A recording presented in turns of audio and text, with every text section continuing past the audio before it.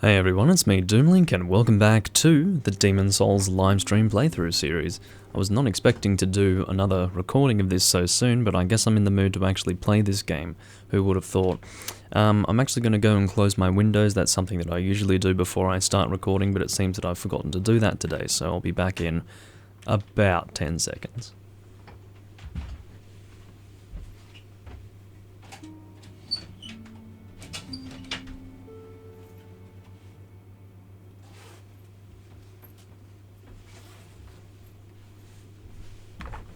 Alrighty. Oh, I forgot to hang up some clothes of mine that were in the washing machine, but oh well. I guess that's gonna have to wait, because I'm probably gonna be streaming for a good hour and 30 minutes or something like that. But anyway, yeah, welcome back. I'm gonna go get my chats up in the meantime, but there's something that I need to discuss, which refers to the previous recording that I did for Demon's Souls. It's a little bit of a stupid story, really. But I suppose it had a positive ending in the end. Of course, the ending did come in the end, because generally endings are at the end, because that's why it's called an ending, because it's at the end. Just in case you didn't know, I do have a tendency to be very, very enlightening as a person to listen to talk, because I teach people things that they didn't know. But anyway, so moving on, yeah, I now have my chats up, which is good.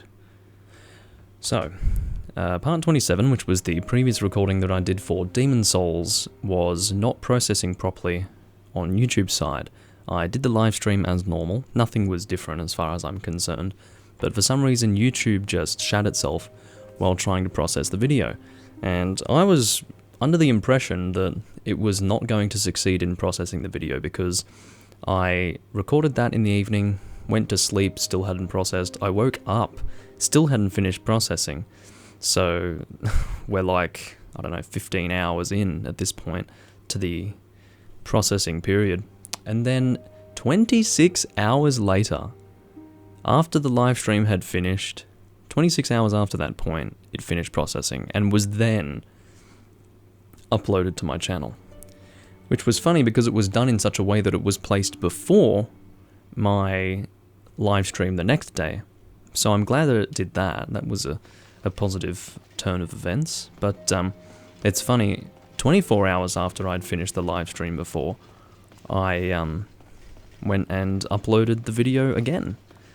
And then it published 2 hours after I uploaded it. So I was like, oh, okay, great. So I wasted my time doing that. I'm just glad that I didn't actually record any sort of introduction to that, explaining what it was, because that was initially my plan. I was going to say, this video is this, because it didn't fully process or anything like that. So, yeah, I didn't have to do that, and I'm glad that I didn't do that, and the reason why I didn't do that was because I was too bloody lazy to do that. But yeah, the video just ended up publishing itself anyway, so thank God for that. It only took 27 hours. Usually it takes about 2 hours maximum. Depends on how long it is, of course, but I would say, like, looking back at some of my longest live streams, which would be like 5.5 hours long, with videos like in the Wind Waker livestream playthrough series, I think one of them went for about 5.5 hours. That took maybe 3 hours to fully process, something like that. So yeah, not 26 hours, but anyway, we're finished with this topic now. I've said pretty much all I needed to say. I'm now relaxed, but yeah, I'm wearing a different jacket to what I was wearing in the previous recording. This one is my Master's Hammer jacket, but I don't really like how it looks as much, you know. But I mean, to start with, these are completely like not right. Let me just have these be the same length, and then, yeah, I don't know. What, it doesn't matter, we'll just continue on anyway. I don't like how it looks as much. But, yeah, it's a nice thing to have if you're a fan of that band like I am. But, regardless, in the previous recording we did take on the entirety of Archstone 3, which was the Archstone of the something Queen? Tower Queen? Yeah, Tower Queen. It's weird, I haven't even thought of it being called the Archstone of the Tower Queen. Let's see if I can remember all of the Archstone names, because I never... Sorry, mate. Just relax, I fell on top of you, it's okay. So yeah, if you do fall on top of him, he doesn't freak out. But, yeah, try not to do that. Regardless, I think that's the Archstone of the Small King, the Archstone of the Burrow King, Archstone of the Tower Queen, Archstone of the Shadow Men, Archstone of the Chieftain. Yeah, so I was correct about that. It's really interesting because I never refer to them in that way. And then that's the Archstone of the... It might be of the Giants? I think it's the Archstone of the Giants. But still. It doesn't really look like this here would be a giant, but I don't know. Point is that Archstone of the Giants was never a thing, and that's a sad point to discuss when it comes to this game. But anyway, what we're going to do in this video, well, I don't know. Should I try and grind some greystone? That sounds really boring, I know, but that might be something that I can do. I don't know. I'm going to make sure that everything's alright with the live stream, by the way. Looks alright. Yeah, everything looks alright. Let's move on. Because I would hate to go through like an hour-long live stream to realize that something was wrong. But yeah, anyway. So I was thinking of taking on World 1-3 after doing the third Archstone, which I could do.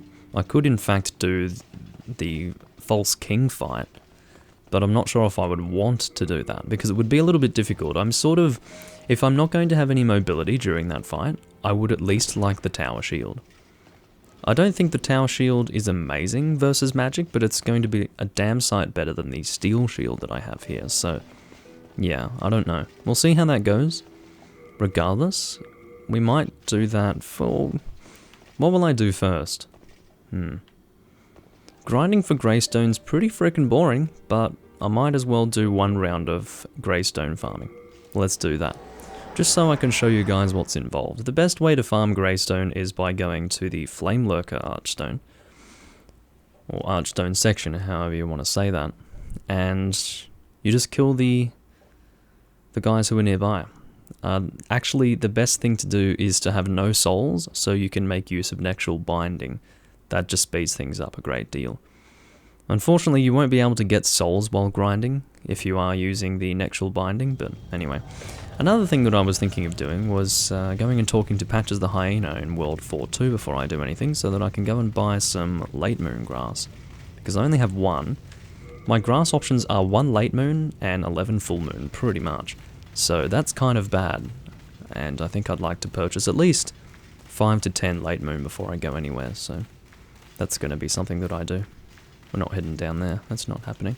So Hands of God are down at the end here. So we're going to do the strong attack because that has the vertical that we need to hit the head. So we will be doing that. That's really annoying, by the way. I think I'm going to die. I did not die, fortunately, but that was fucking dangerous for sure. We're going to do a run attack. That did not work. Seriously, generally what I do is I whip out a bow for these guys. It's just a lot easier. Can still be difficult though, because they move their heads around in a really annoying way. Alright, so that one's dead. We'll try and get to the head of this one. And I got flinched by the other guy. So frustrating. Of course, it's a lot more systematic and quick to do it with the bow, but yeah. The heads are a major weak point. Guess I can do it that way. Then we'll do a run attack just to finish him off.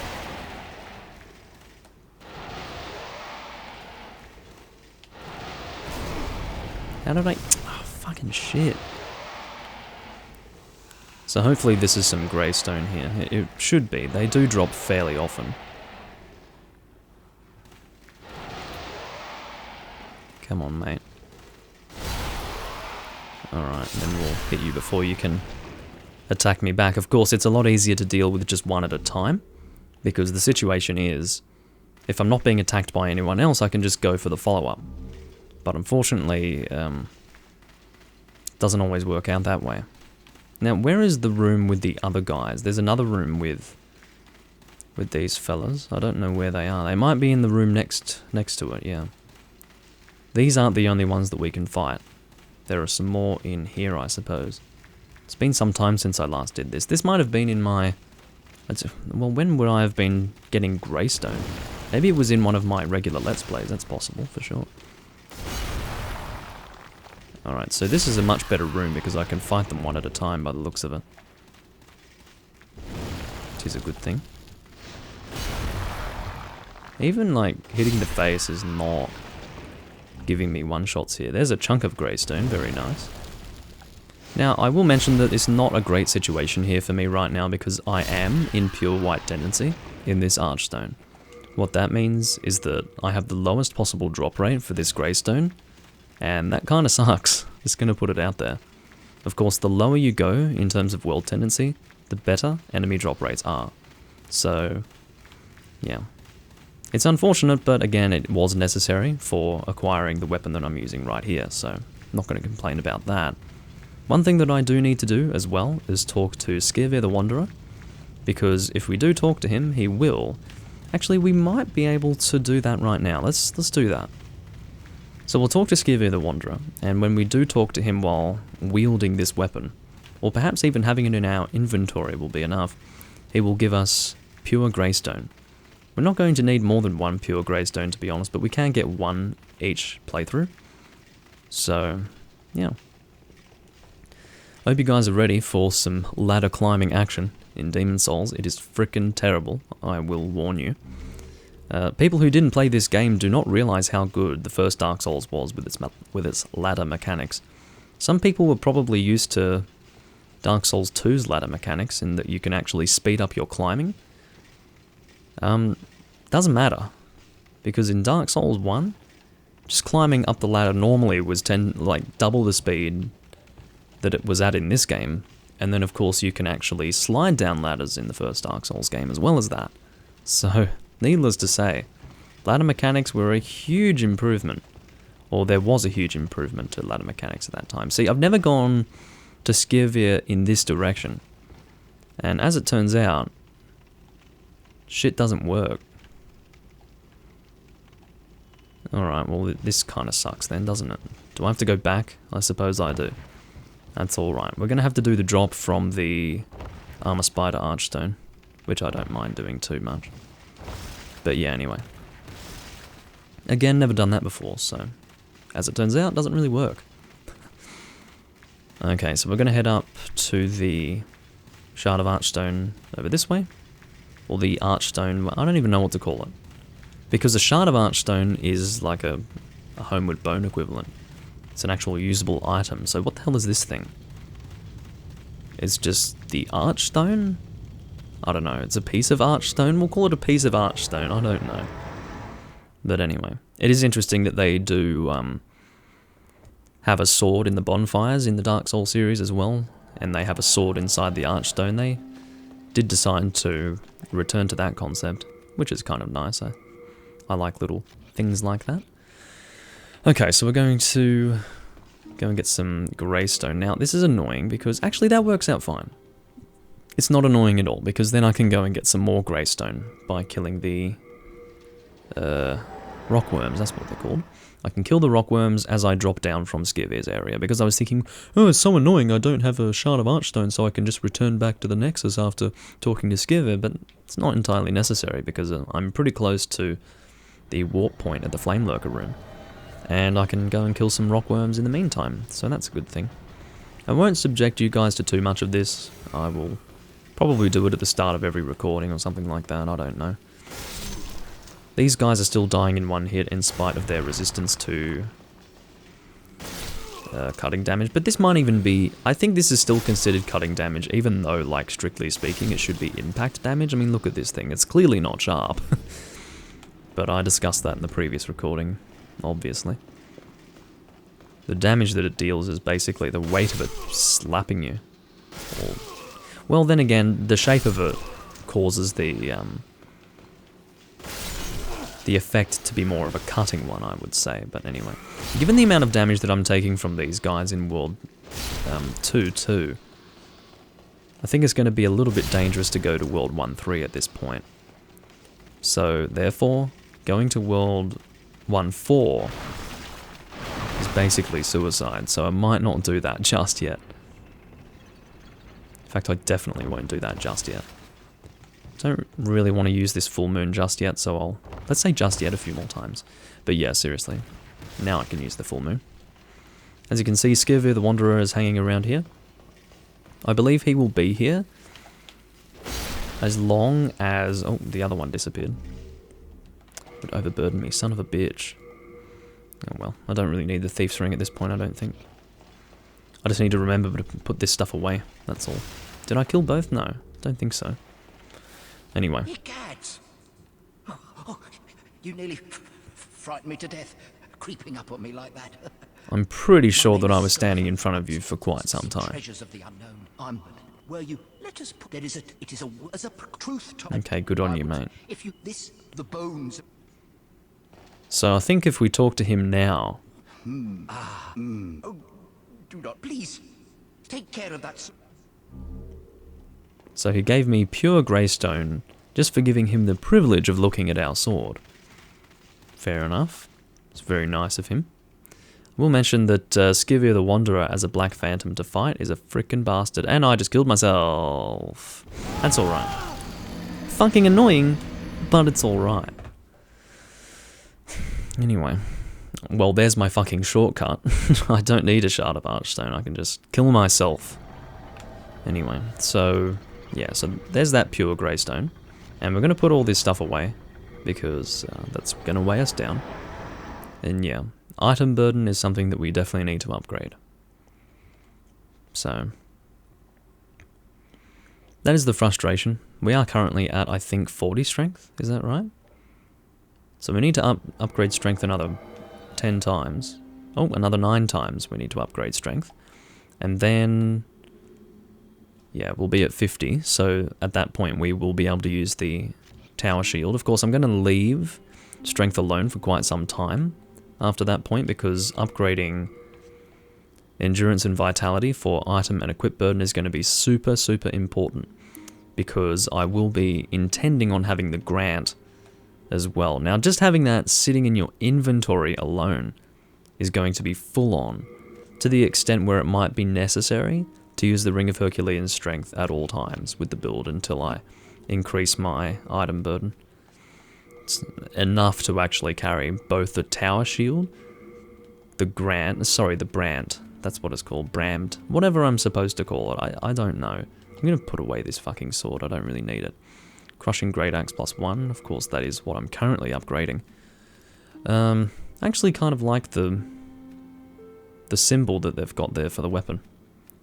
It's got just the angle of it, it's quite nice. But again, we'll compare the damage. 406 with the Dragonbone Smasher, 218 with the Crushing Great Axe. Pretty poor.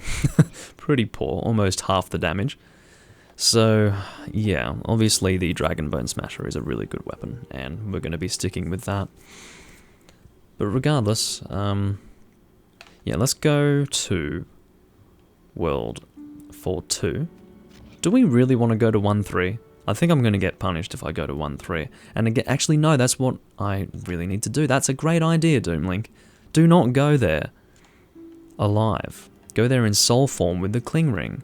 You're so smart, Doomlink. No, really, like, that's a much better idea. So we're going to do that.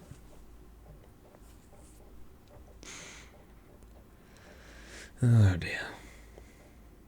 The brightness of this loading screen is ridiculous. It actually makes it so that you can barely make out the word witch.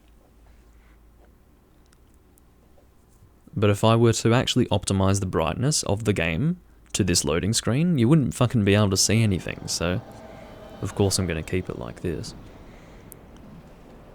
So even though I don't have any souls right now, that's alright. We left behind 4,000 souls in World 2-2. We'll be able to make that back pretty quickly. We have not rescued Grave Robber Blige because I don't care about him. I will be talking to Patches so that I can have him appear in the Nexus. Not only is Patches a better vendor for grass as compared to Blige, but he is also in the Nexus, so he's much closer than Blige is to me.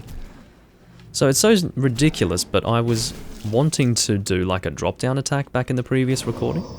Oh, Jesus, this is not a good situation. Fortunately, he dropped down and I went and unlocked the door over there, which I try to not do unless I'm actually... hold on. Yeah, I try not to do it unless I am intending on going through the door and continuing through the actual area. Because it might be confusing for people who actually use this as a walkthrough. I don't know who the hell would be, but maybe someone would be. I don't know. Regardless. Going to go and pick up a shard of... not a shard, a stone of ephemeral eyes before we continue. And I actually did miss 2 stones of ephemeral eyes in the Tower of Latria because I was being really lazy in the previous recording. Oh shit, no. I actually was trying to not step on it, but because of this water basin, I was pushed onto it like that. But anyway, I think we can drop safely here, yeah. Whether or not I get those 2 stones of ephemeral eyes at the Tower of Latria, World 3-1 more specifically, will be down to whether or not I remember and down to whether or not I could be bothered. And it might also be down to whether or not... Are you fucking kidding me? He's in World 2-2? That's really annoying. Just gonna put it out there, that's fucking frustrating. Whatever. So then he's probably gonna come here after I talk to him there. Which, that actually makes sense, because I did go and pick up the Great Axe before. So I probably would have passed him in World 2-2 before I came here. That's... again, pretty annoying. I didn't even consider that, even though that was the first time I had opened that first door. Which would mean that I had not gone and passed patches in this area. Anyway. Let's return to the Nexus. We got a stone of ephemeral eyes at the very least, and we got some full moon grass as well. Near that Reaper. Sounded like I said Rooper. Anyway. I guess speaking English is a bit of a challenge for me, I don't know. It's not like it's my first language or anything, but regardless. We're going to head back to World 2-2, and I guess we're going to do the drop because... Actually, would we even do that? Yeah, let's do that. Let's make a round of it. We're going to go to Patches, we're going to talk to him, then we're going to do the drop down to Skivir the Wanderer, and then continue down to the Rockworms, kill the Rockworms, then return to the Nexus from that shard of Archstone. Or however I want to refer to that. We'll just call it the Archstone. I don't know. Which is freaking confusing, because the Archstone is what I touch in the Nexus to warp here, so... I don't know. I give up. Might need a drink of water while I'm recording here, because my throat's already parched. I'm gonna lay off the port today. I had some yesterday and today. The thing is, when I... when I drink it while recording this, it's not like I stop. It's not like it's only something that I drink while I'm on camera. It's like, once I've got the port out, it's like, well, I better keep going for the rest of the night, yeah. Well, I take breaks in between, but you know. It is a lovely beverage. Damn it. So I missed killing these guys before because I was fighting the... I'm not going to do that.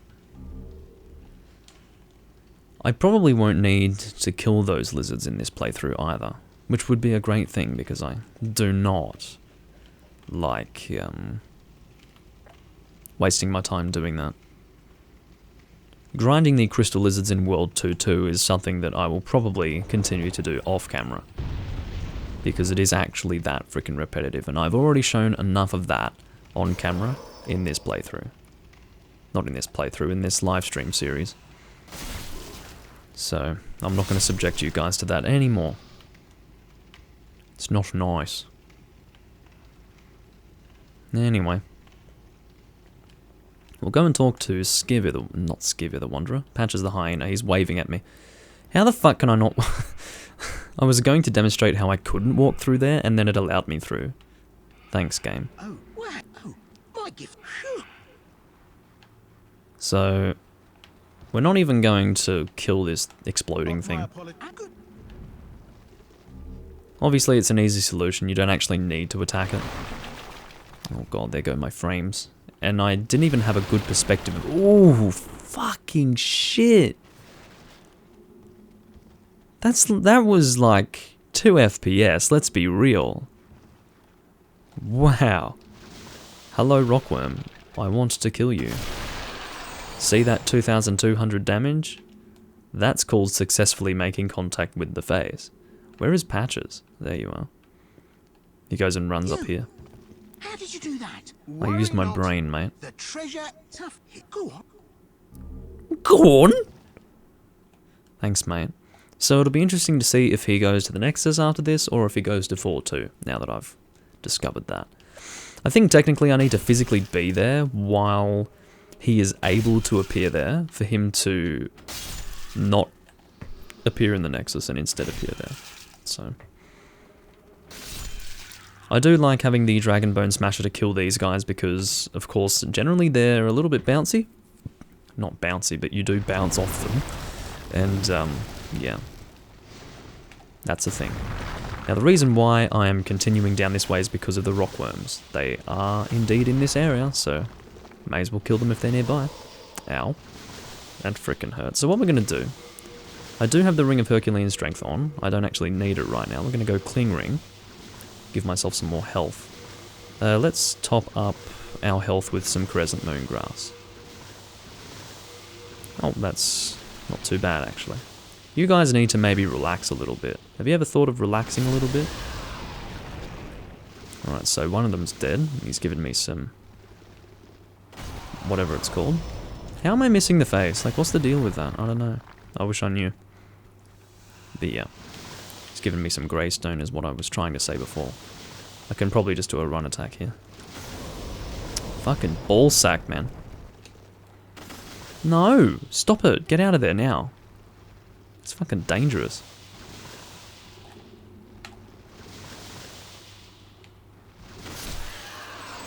Okay, managed to get the face that time. I don't know. Maybe it has to do with the hitbox of this weapon and how it's like crazy. Can we not? Shit. These guys are a nightmare. I mean, I'm probably playing terribly. I won't deny that, but come on. Alright, so...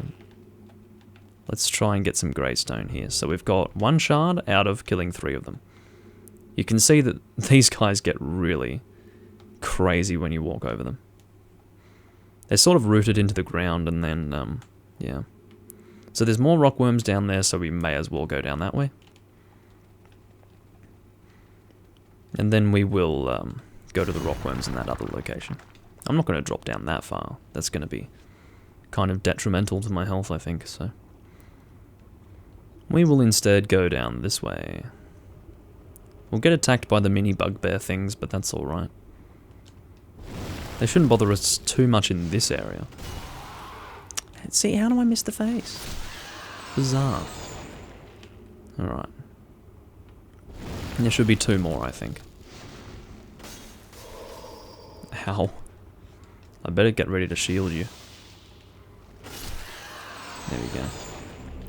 Shard of Greystone, and then I think there's 1 more here.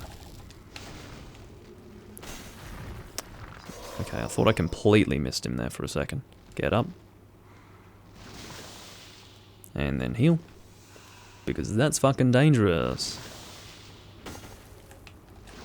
Oh shitballs. There we go. Chunk of Greystone, very nice. And I think that's it. Any Greystone here? Nope. Storied Soldier Soul.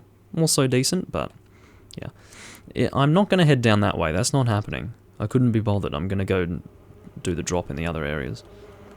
Oh, that's fucking dangerous. I almost like wandered straight off the fucking edge right there. That would have sucked. Hi guys. You can see that there's a lot of them, but actually not as dangerous as they might look. They kind of have to get really close to you to deal damage to you. They drop a lot of Dragonstone though. They are a good source of Dragonstone if you are looking to upgrade such a weapon. I have never actually recorded this game and used a Dragonstone weapon, ever. I've never done it, because I've never been interested in using Dragonstone weapons. But I think I might do it for my fire build.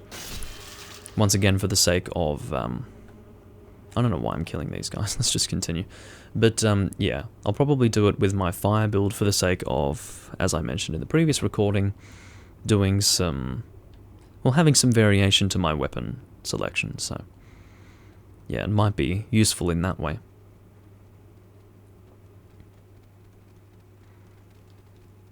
I don't think that that's anything interesting. What greystone do we have at the moment? Oh god, we're gonna have to put this shit away pretty soon. Again, upgrading item burden will be very important for us. Especially when we are using the cling ring in the way that we are using it now.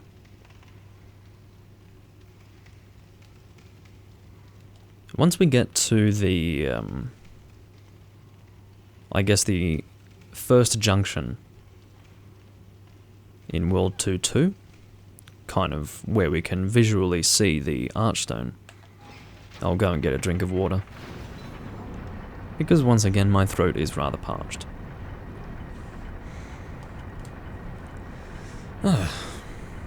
So yeah, of course we are needing Greystone to upgrade this Crushing Great Axe, and I would like to actually be able to use it without feeling like I'm crippling myself in terms of damage. But we'll see how it compares to the Dragonbone Smasher when they're both at full upgrade. I actually don't know. Like, I can't remember. It's been so long since I last used the Great Axe. Shit. Well, I guess I'll have to heal myself here. Didn't want to get hit by you again. I think, once more, given how much these guys are beating me up with my current defense, I'm probably going to get slammed when I go to World 1.3. But, anyway. I mean, what's my soul level right now? Am I blind? 54. And I'm still getting dealt that much damage to me when I get attacked by them. That's kind of crazy. Anyway, I'm going to go and get a drink. I'll be back in just a moment.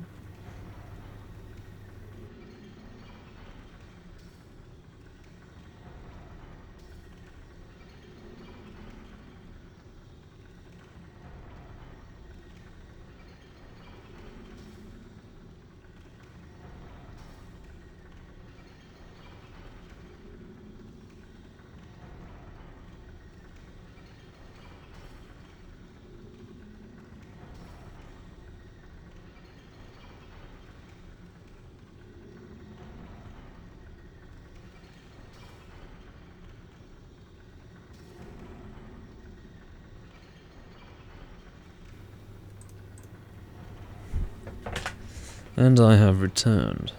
I know that if I speak too soon, after unmuting myself, my first words will be cut off, because there's like that delay that exists within OBS, which can be good, and then also can be bad, but anyway. Come on. It's a freaking weapon, man. Look at this shit. Let's be sensible now, video game. I guess it's better to just go for the criticals.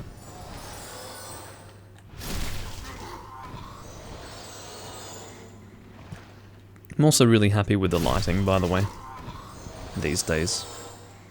Because, quite frankly, it has not been great in the past.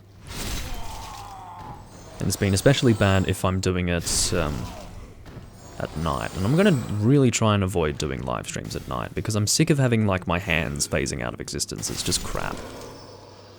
But anyway.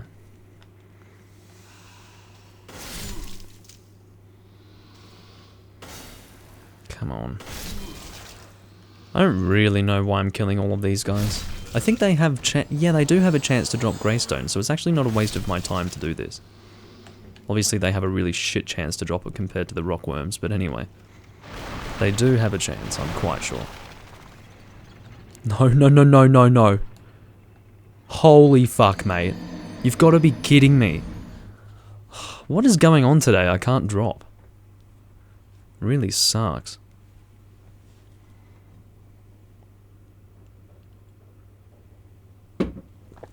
It's giving me the shits. We're going to try that again because we're pretty close. We're not going to kill all of those trolls this time. But yeah, seriously. That's fucking annoying. Oh, scale miners, that's what they're called. We'll call them scale miners, even though it takes longer for me to say that as compared to saying troll.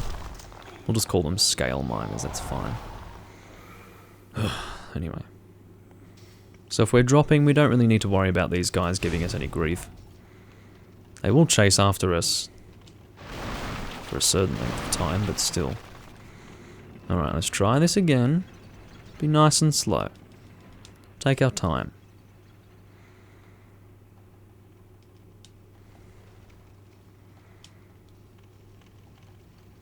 Of course, we will have to do some fast rolls going forward, but we'll wait until that moment.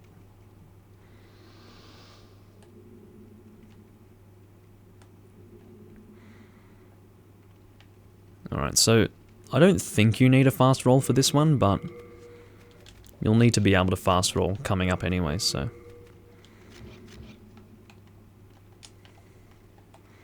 This part here is where you really need a fast roll. It's kind of annoying having to put everything back on, but they do save your last option, so it is made faster. Don't really care about the crystal lizard really, so we're going to ignore it. I am going to try and not piss off all of the rockworms at the same time, because it is easier to fight them individually, of course. There we go. Some greystone. We should be able to get to level 2 now, or +2 with our great axe. They attack so frequently that I can't really get that strong attack off. I can if I try hard enough by the looks of it. Stupid. Come on! As if I wasn't close enough at that time. There we go. And then I think there's one more. Yep. Okay, fortunately he died in one hit because I'm at kind of dangerous health right now. Speaking of dangerous health, I've only got one more full moon before I just run out of grass pretty much.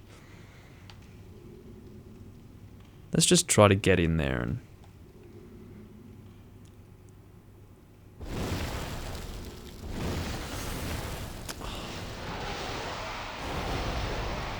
really bad. The fucking range is just bad.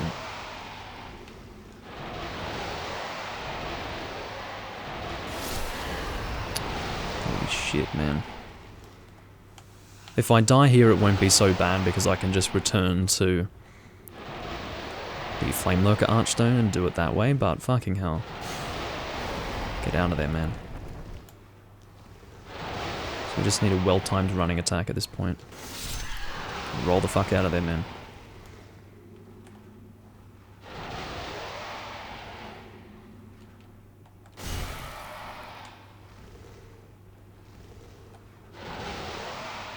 And then that running attack will do the job. Are you kidding me? No fucking way. Should I use a new moon? I guess I'll use a new moon. I mean, what are my other options? Dark moon? No thank you.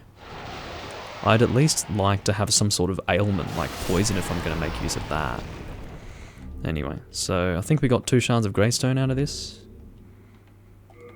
It's alright, we can equip the Herculean strength ring now, because we're pretty much finished with this. So how much greystone did we collect this time? 6? That's pretty cool. If we're lucky, we might even be able to get to +3, given the chunks that we've picked up. I think we might need something like 2 chunks for the level 3, or the +3, whatever I'm wanting to say there. Yeah, we'll see how we're going with that. I don't know how many souls are required to upgrade through the crushing path, but 9,000 should be enough. Alright. So I'll put away all our stuff.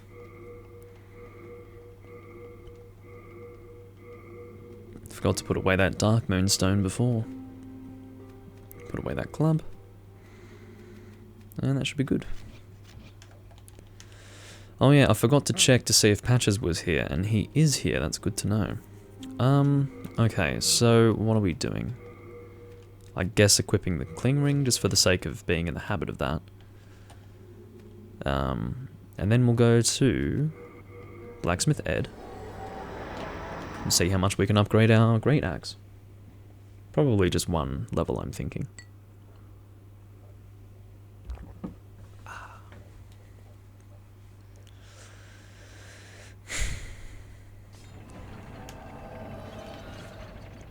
Haven't actually progressed at all through the game, strictly speaking, in this recording, and we've been going for 40 minutes.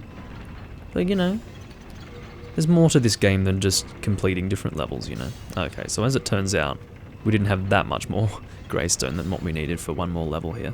What do we require at this point? So we need another 9 shards, and then 1 chunk. I was not expecting 3 to be required for the +3 upgrade, but whatever. So it's just a matter of shards and chunks. We don't need anything higher than chunks except for pure, and we only need 1 of those for the +5, so... yeah, there's going to be a lot of killing of rockworms, I think you'll find, but that's alright. We'll just, I probably won't even do it off camera because I'm a horrible person. I'll force you guys to watch the whole process, but we're not going to do any more in this recording because, quite frankly, I want to actually do something entertaining here. That would be great.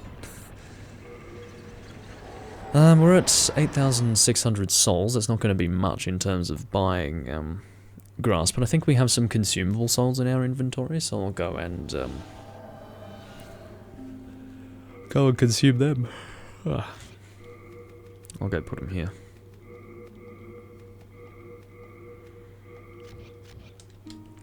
And I think we'll stick to late moon grass. We won't waste any souls on full moon. It's not really necessary just yet. Alright, and then I think we'll spend all these souls on grass, and then we will continue. And by continue, I'm pretty sure I mean going to World 1-3, which might be slightly dangerous, but anyway. Yep, we'll go 22 late moon, that seems good to me. Okay. So, I suppose we're going to do that. Let's give it a shot. Again, I'll be in soul form just to make sure. Like, I'm not going into World 1 while alive. That's just not happening. Because if I risk death, then that's not a risk that I want to make. Or a risk that I want to take.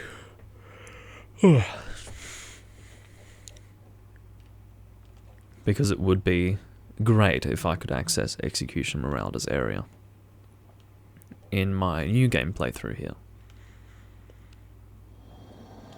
Also, I'm thinking of changing the name of this build to Heavy Strength, and then I will have Light Strength at a later date.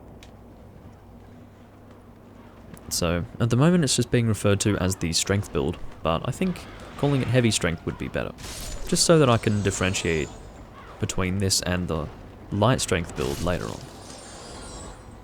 Because of course I will be returning to these builds at some point to do New Game Plus, New Game Plus 2, etc. So yeah. There's some more late moon grass here. I think it's 5?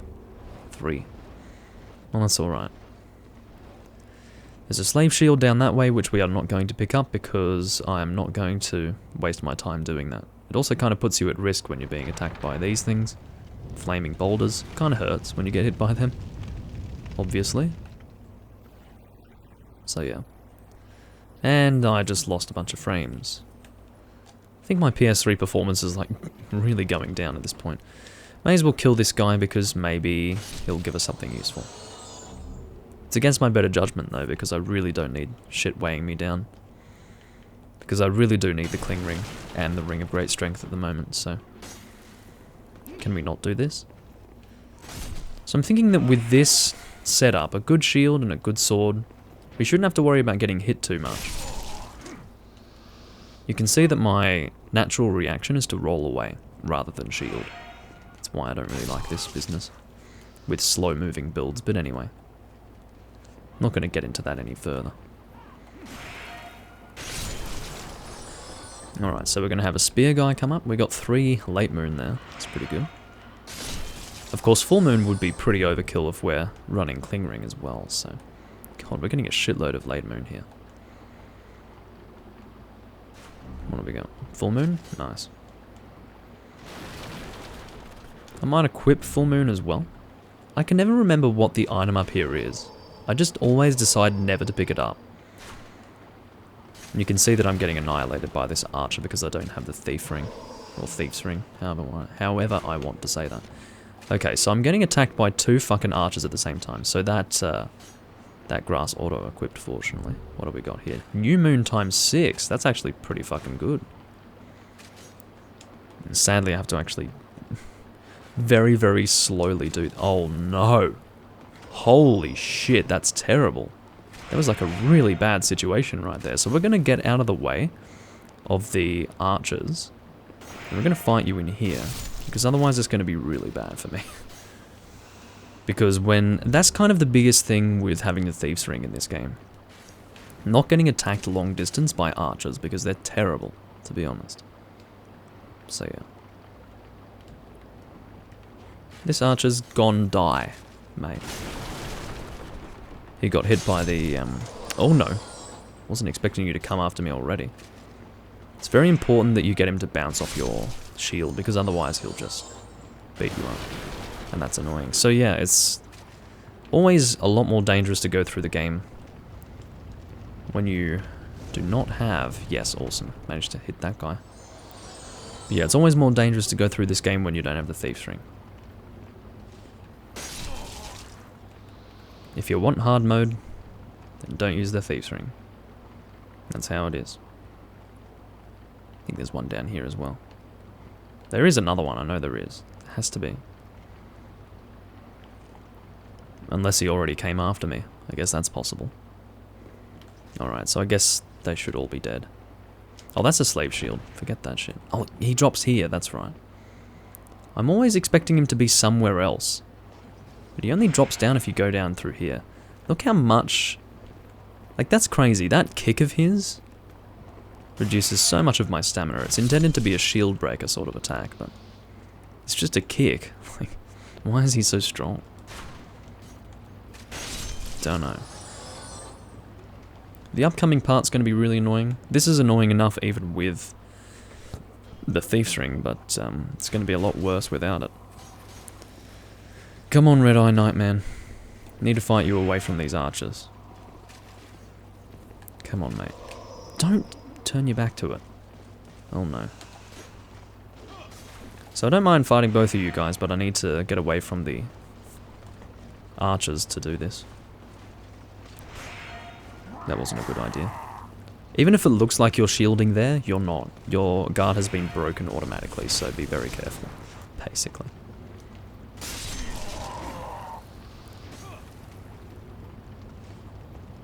Don't worry, number 7. YouTube really doesn't like to give notifications. They're either late with them, or they don't send them out at all. I'm glad you were able to join at some point anyway. I'm doing well at the moment, just going through World 1-3 without the Thieves' Ring, which makes things a little bit harder. That's alright. I do have like a decent shield and a pretty strong sword, so it would kind of be sad if this were too difficult for me. So. Now, if I did have enough souls, I'd be able to go and purchase the Great Sword from the vendor. Just in here, may as well show him. But I don't have the money for it, and I don't really have an interest in getting the Great Sword in this game, so... yeah, we're not going to bother with that.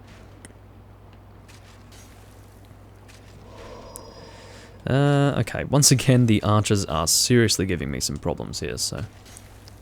we'll go and get out of their field of vision, once again. And we'll take on a guy who's always a little bit worrying. He can be a problem, but we're going to try and manage him. As you can see, didn't really work because our sword bounced off the freaking walls. It's just too long. Alright. I'm going to just, like, dive in. Dangerous maneuver, but we got the one shot off, which is good. It's what we want. May as well top up my health before we go and take on Mr. Fat Official Man. So the best thing to do is find him, like, here, but in such a way that we don't have to worry about getting hit by archers. The same is pretty much the case if you're using the Thieves' Ring as well. Come on, mate. That's a good opportunity. Thanks for that. Poor bastard. You can see even at this angle, those arrows are getting close to, or those bolts are getting close to hitting me. Says the fat official. He's got some serious problems. He's getting sliced to pieces and is laughing about it, so I don't know. He might have some sort of emotional problems, I would say. See you, man. You went flying. That's one thing that I do enjoy about these sorts of weapons. Oh dear. So, probably gonna... Nope, that didn't work. Fortunately, I was not at risk of getting hit by that firebomb because I was sort of behind that, which gave me some cover. Sounds like Goofy. Maybe my impression of him sounded like Goofy, but he doesn't really sound like Goofy.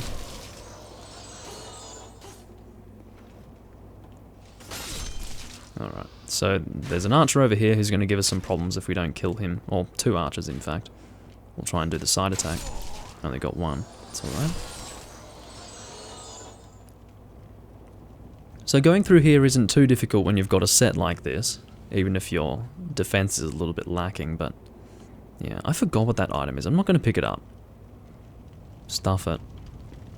It's not worth the effort. Hello, secret ninja man. Got that guard break attack going once again.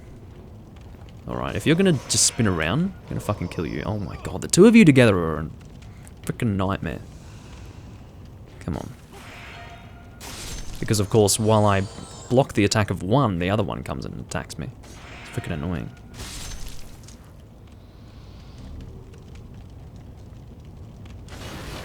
Alrighty. So more late moon grass. It might be a little bit overkill to buy like as much late moon grass as I bought before coming to this area, given the amount that the game just gives me here. And I was kind of aware that the game was going to give me a lot of late moon in this location, but still. I wanted to at least start with a lot, just in case for whatever reason I didn't get to lots of late moon and I died a bunch of times or something. I don't know, you make sure that you're not going to not have enough. It's better to have too much than not enough, to be honest. I didn't waste that many souls anyway. Alright, then we'll finish him off. There we go. Get away from these bolts. They're gonna frickin' hurt.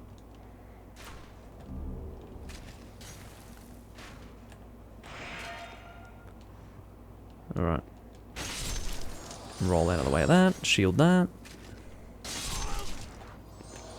Hello, my friend. I like their hats.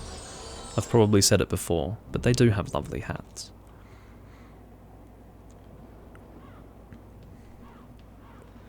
Again, and I've probably mentioned this before, but I do love the atmospheric aspects to this world, especially with the crows. I do enjoy the crow sounds.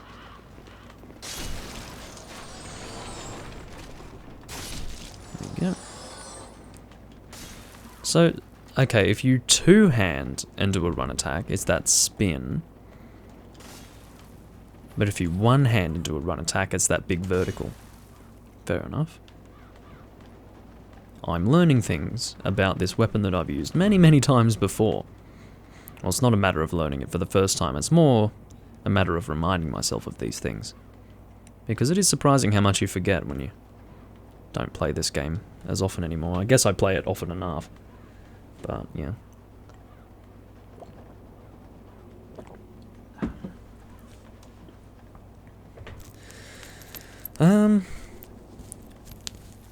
Well, number 7, when it comes to strength and dexterity, I think usually strength comes out on top, sadly. Because they've never really been that good at balancing dexterity to match strength. In terms of which one's more effective based on the player, I would say dexterity has the potential to be more effective. It's just that strength will generally deal more damage and be easier to manage. But in terms of which of the two I prefer to use, I definitely prefer to go with the dexterity build because it's fast moving, which is what I prefer. The weapons attack much faster, which I prefer. Can you guys not do this right now? attacking me through the stairs. It's not nice.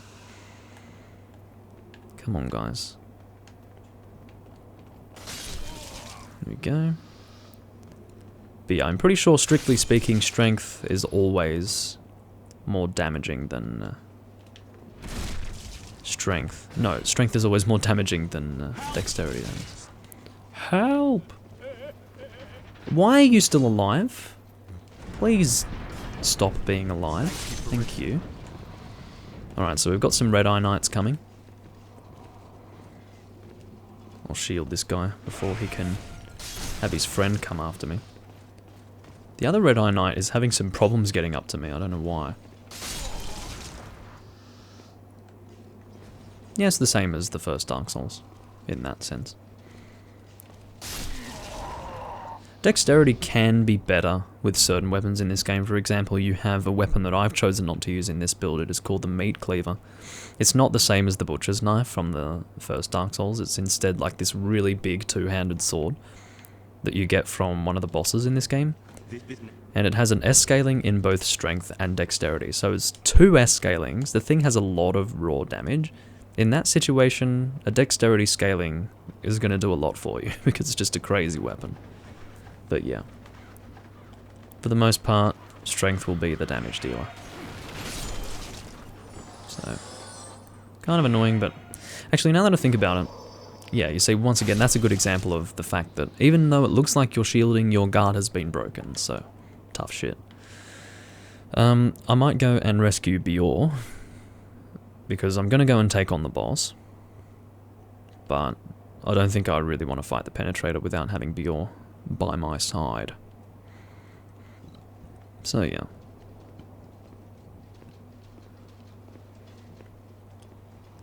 We will also have access to the tower shield at this point, but again, we do not have the strength required to actually wield it, and I also need to prepare myself to even pick it up.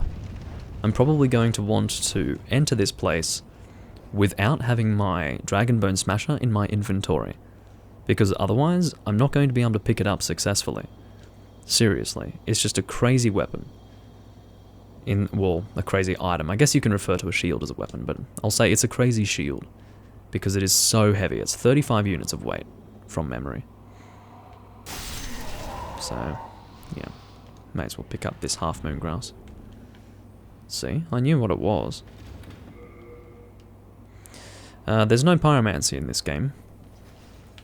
You do have the Fat Officials who cast their Flame Toss, and you do have some magic that is fire related, but it's not like a separate type of magic in this game called pyromancy, which is, so for example, if you want to cast flame spells, it's done through the same item that you would use to cast any other spell, which is a catalyst in this game. It's like a wand, basically. It's referred to as a catalyst. And, yeah. So all your fire magic is basically cast through that.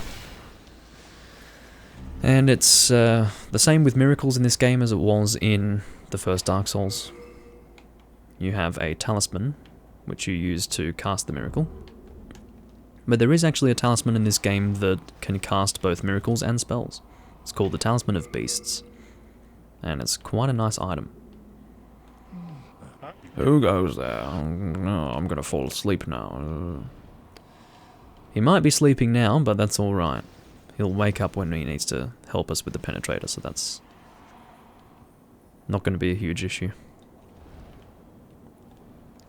But yeah, there are a lot of fire-based spells in this game, because there are a lot of fire-based enemies in this game. So you have like the Armor Spider, you've got the Flame Lurker, the Dragon God. They all give you access to spells that are crafted using their souls through different vendors. Usually, well, you've got 2 choices for vendors when it comes to that. You've got Sage Frake and Yuria the Witch. Yuria the Witch gives you Firestorm, which is... forgot what it was called in Dark Souls 1. There's like a... it has an equivalent pyromancy in Dark Souls 1. I forgot what it was called. Maybe it is called Firestorm in that game. But it's basically the one where big pillars of fire appear all around you and attack enemies in that way. It's a very, very strong spell in this game. Then you've also got Fire Spray, Fireball. There's no Flame Whip in this game. But yeah, it's all through the spell system. Damn it, I hate doing this attack. Because I never do it intentionally. Oh shit. Forgot about the archers and the fact that I do not have whatever it's called, the Thief's Ring. So yeah, it's kind of important that I be careful of those archers. So it was called Firestorm in Dark Souls 1. That's good to know. So yeah, pretty much the same spell as in this game. There are a number of spells that originated in this game that carry over into Dark Souls. For example, you have Homing Soul Mass in the original Dark Souls. That was called Homing Soul Arrow in this game. It's where you have those, I guess those floating orbs around you that can home in on enemies. Pretty cool. But I found them to be a lot more enjoyable in this game than in the other games. They felt a bit too weak in the other games. Crystal Magic was a Dark Souls 1 thing as well, because that linked to Seath the Scaleless, who did not exist in this game. He probably exists in the world, technically. I don't know.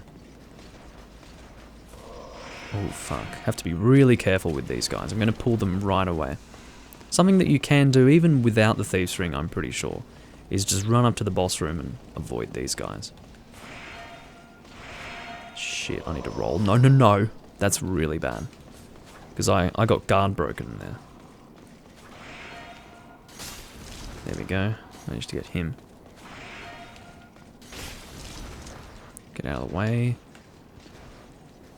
And then he heals, prick. No, no, no, no. Don't you do that. Okay, so he's dead. Thank God for that. You gonna heal, mate? He's gonna turtle me. Idiot. Obviously, the AI isn't as good in this game. It's still good, but not quite at the level of the first Dark Souls. Oh dear. Alright, so we managed to clear this area out. It can be very difficult to deal with those Red Eye Knights if you don't have a good shield, like the Steel Shield here. But, yeah. If they're too difficult to deal with and you don't have the Thief's Ring, which would make the confrontation even harder, then I would recommend just running past them, because that is possible. I will play this cutscene because it is the original version of the Artorias cutscene from Dark Souls 1.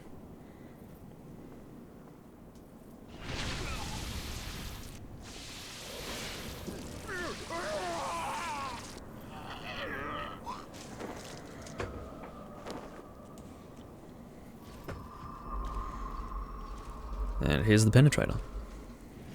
Penetrating the Fat Official. If that's what you're into, mate. Can't say I would do the same, but... Okay, do you need some help? By the honor of the good knights. Blah, blah, blah. Thanks, Bior. I'm gonna have to try and fight the Penetrator without hitting Bior with my weapon. Which seems like it won't be too hard. Bior's getting penetrated. And you can see the full two-handed R2 combo there, where you sort of slam your sword down like that for the second one, which is pretty cool. It's getting penetrated again, you stupid bastard Penetrator.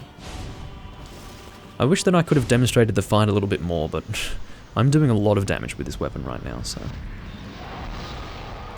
Yeah. Do you have anything to say, Bior? He didn't die, did he? This isn't you, no. Where is Bior? Did he go wandering around over here? Where did you go, man?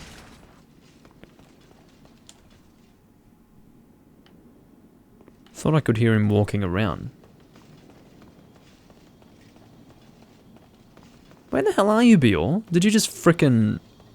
Okay, he evaporated, fair enough. Whatever, man. Alright. Yeah, it was fast. Because I hadn't... The Penetrator was attacking Bior, so it was giving me a huge opportunity to do my super slow, heavy, damaging attacks. So... The Dragonbone Smasher, the weapon that I'm using right now, is really overpowered, and I do actually have 40 strength right now, so... Makes it a little easier. I don't really know why I'm going through here right now, I guess because I may as well. Oh, I'm alive right now, let's not do this. Because I said that I would not go through that area alive, because I cannot allow myself to die here while alive. That will be a bad thing. So we're going to return to the Nexus. I'm glad that I noticed that before dying and then having it be too late, because that would have fucking sucked. We're going to check the world tendency. It probably won't be at pure white. If it is at pure white, I'll probably wet myself on camera. If it isn't at pure white, I won't be surprised. Let's have a look.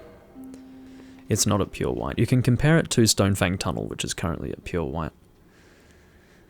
Sadly, it looks to be one level off. Now, I would suggest that even if I were to die once while alive in World 1.4, I would still be able to get pure white, killing the False King.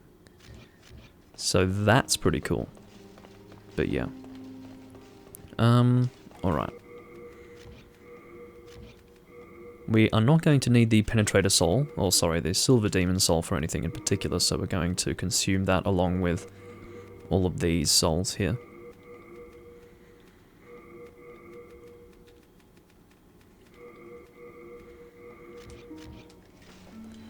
Of course, the plan is to get to 50 strength. I don't think we'll be able to do it. We need to upgrade 9 times. And I don't think that will be possible. We'll see how it goes. But I'm not really holding out hope here. We might be able to get to 100,000, which would be good. I think our highest so far has been 150,000. Yep, so 100 and... well, you guys can't see. I'll show you. So we're stopping at 124,747. Fair enough. Should be able to upgrade a little bit with this. Huh. Yeah, it's always funny when you take certain sentences out of context when you're playing a video game. I'm alive right now, I can't do this. I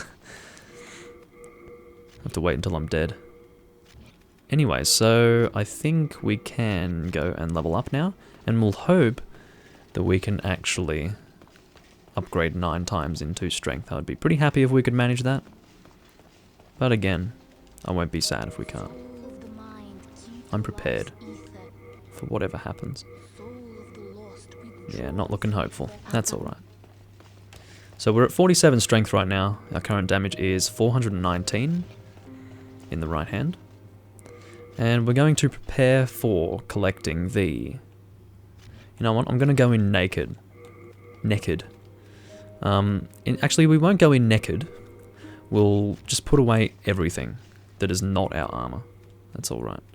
We'll put away pure clear stone. That's weighing me down like you wouldn't believe. I'm going to put away all of this. Yeah, should be fine. Okay, so... really, I could just look at my item burden here. Or equipment item burden. Oof. Yeah, we should be alright. We should be alright. I'm just... I'm paranoid from times when I have, in the past, tried to pick up the tower shield. And it was actually impossible for me to pick it up. And so I had to leave it there, and then it would disappear. So it was kind of a sad time back then. So we want to go to the Tower Knight Archstone. Go grab that thing. The Tower Knight shield is the best shield in the series, by the way. It's insane. And huge. Ugh.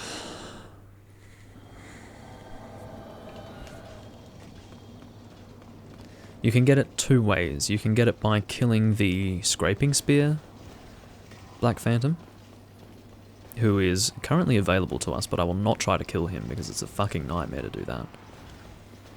Or you can just pick it up in this area, which I do plan to do. Oh. Is there going to be a fat official here? He doesn't respawn. Well, thank fucking God for that, because otherwise I'd be punching him to death. That would be terrible. Anyway. Killing this crystal lizard is not really worth my while. Uppercut. Oh, missed. Oh well. Tower shield. I'll equip it just to show you guys if you haven't seen it before. I'm an idiot. I don't need 50 strength to use this. I need 30. I'm insane. Why did I think I needed 50? Well, it's completely unnecessary for me to get as much strength as I have right now, so there you go. My biggest mistake was increasing my strength as much as I had done, because I should have instead been upgrading my equip burden and item burden, so yeah. Well, 30 strength requirement. I'm stupid.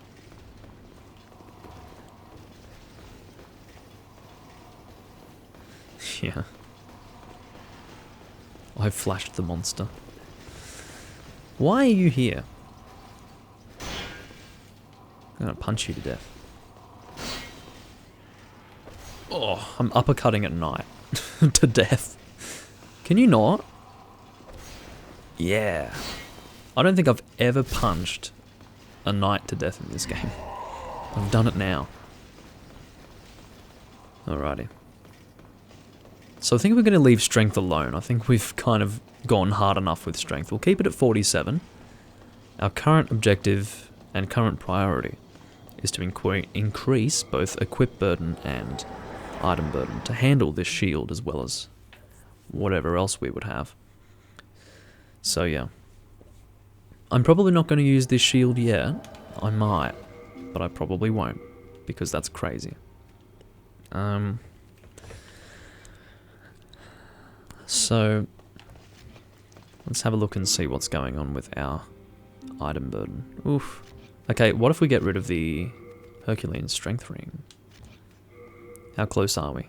Oof. I think we can actually... Yeah, so I think we can get the Dragonbone Smasher. Nope. How heavy is it? It's 20 units. Shit. Okay, so... Alright. Okay, we'll have to put away the tower shield for now. That's alright.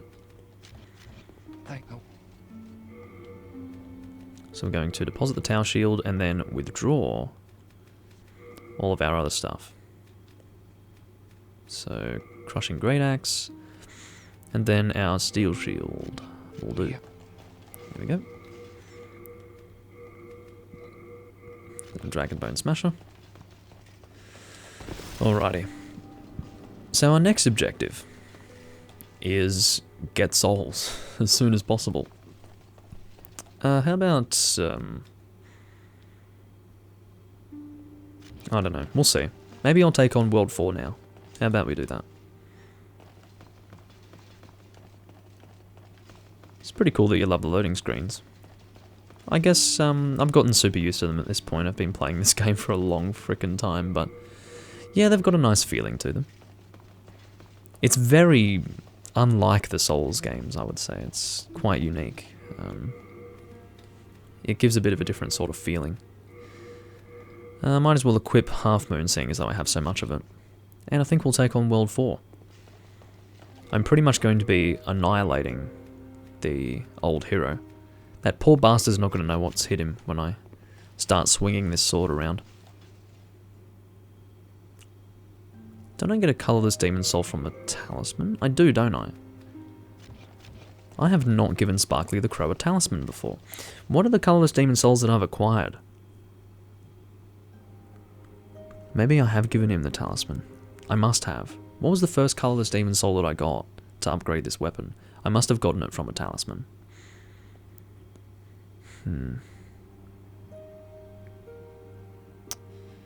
Shit.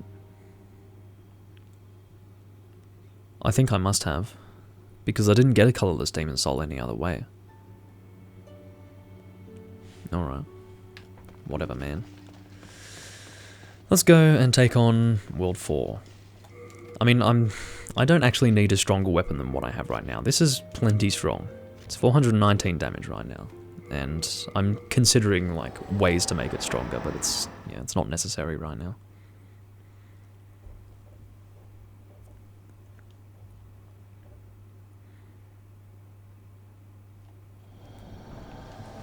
Alrighty. So there's another Stone of Ephemeral Eyes here. I'm gonna go grab that. Oh, I've already picked it up. Good on me. Please don't die. That would have really sucked. One of the reasons why I'm not trying to take on World 1-4 right now is because I'm currently alive, and I don't want to just kill myself to take on that area. And actually, I do want the Tower Shield to be a part of my actual loadout before I take on the False King, as I have mentioned before. Have your Dark Moonstone, thank you very much. I don't know why I thought I needed 50 strength for that frickin' shield. It's very stupid of me. Anyway. Come on, skeletons. Skeletons. Yeah, you do that attack, doesn't it? Oh, it does actually affect me now. The ones in 4-1 do not deal all of my stamina. I don't even know what I'm saying. They don't deplete all my stamina when they do that attack in 4-1, but apparently they do in this area. Bloody annoying. Stop bouncing off the frickin' wall, please. Okay, thank you for dying, mate.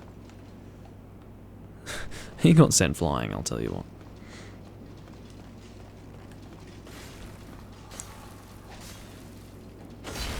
Well, the loading screens in this version of the game, or in this particular Souls game, there aren't many of them. There are only so many NPC characters they can display. I don't know how many it is, it might be like 7, but yeah. Maybe it is still more unique compared to that of Dark Souls. Okay, I'm gonna try and launch you guys. Oh, he did not give a shit about that while he was in the middle of his combo. Asshole. Yeah, if you don't hit them while they're not doing anything, they don't give a shit. They'll just keep going with their combo. Also, I've mentioned this before, it's very, very sad that you can't get these weapons in this game. I think I mentioned it in my last build that I did in this livestream series. I'm pretty sure that it was intended originally for you to be able to use this weapon in the game, but they did not include it. It really sucks. It's kind of like how they originally intended for you to be able to make the Sword of the Four Kings in the first Dark Souls game, but they cut that from the end. Well, they cut that from the end product. Why is the camera shitting itself? Come the fuck on, man. I don't know if you saw that, but like my camera was sort of tilting from side to side. I wasn't touching the right analog stick, and it ended up killing me, which is fucking annoying. We're gonna go again. I do have a number of Stones of Ephemeral Eyes. It's not a huge problem. And it's not important that I get to pure white or anything like that in this area, so I can pretty much die as much as I want, but it's still fucking annoying. What are we at Shrine of Storms with? I might double check the presence of the... Actually, no. Dying once would not cause the colorless demon to appear. It would be really good to just do that, I think. Maybe I'll do that. Before we kill the... Yeah, that would be a great plan, actually. Instead of... Oh, wait, I've got this guy here.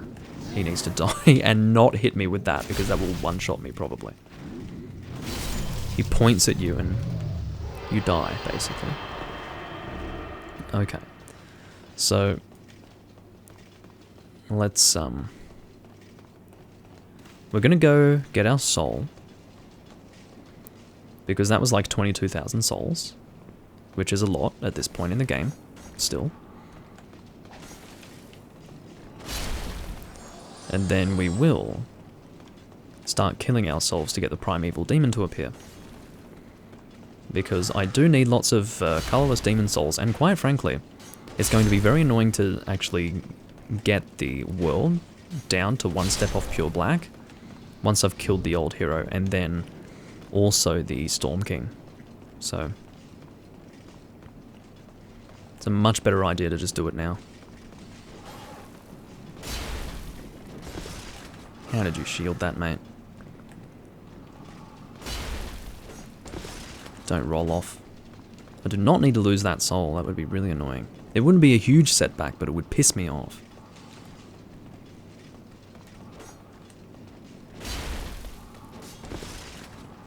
These gold skeletons give me the shit sometimes, I'll tell you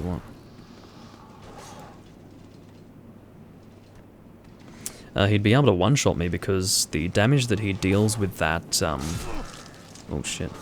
The damage that he deals with that soul ray that he shoots at you with his finger really hurts. So I think he'd probably one-shot me with that. He might not, it might do like 90% of my health, but I'm pretty sure that my current defense is not amazing, and I don't know why. Even though I'm using the Fluted Knight set, but yeah. Alright, so we've gone and grabbed our souls here. We now have 33,530. And we'll go and maybe even use that to level up. And then we'll start killing ourselves intentionally. I might end up getting those 2 Stones of Ephemeral Eyes that I missed in World 3.1. Because I will be using a lot of Stones of Ephemeral Eyes. One thing to mention, because I suppose you don't really know much about how the game works, number 7, I will be killing myself intentionally to bring down the world tendency of this Archstone that I'm in. Basically how it works in this game is that each time you die, your world tendency for the Archstone that you're in, basically the world that you're traversing, will go down. And the level of that Archstone will affect the experience that you have within the area. So if you die once, it'll take it down 1 level. And as it goes down in level, the enemies will become harder, but drop better stuff.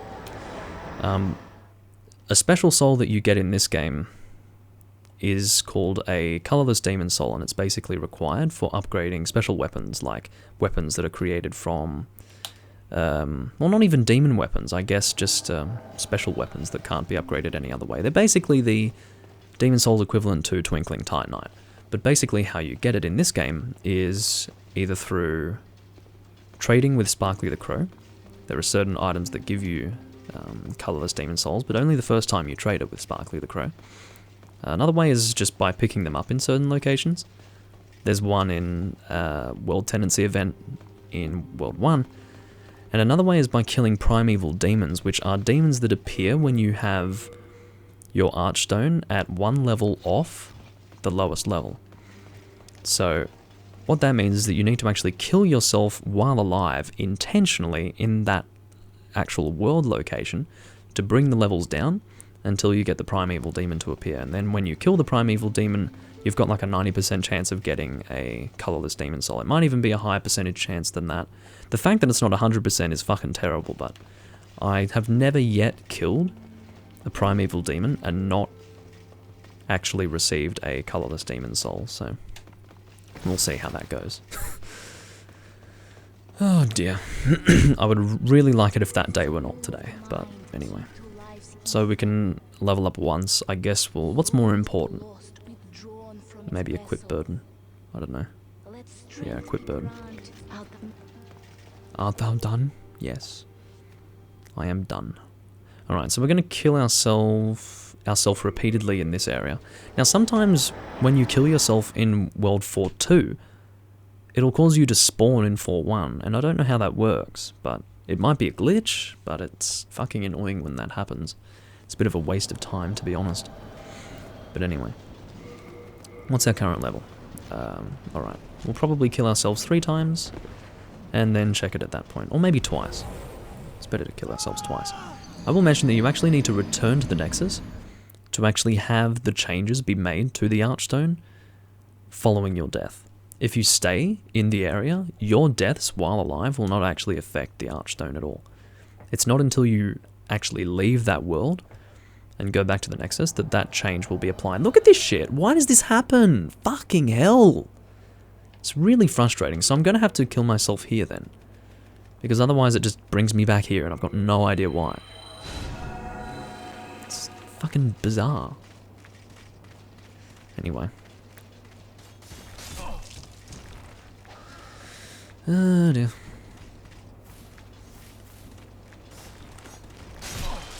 Stop it. I mean, you're making it harder for me to kill myself by attacking me. Stop. Deary me. I think I'm out of water. Bastard. Alright, so let's return to the Nexus and just have a look and see. I don't want to accidentally kill myself too many times.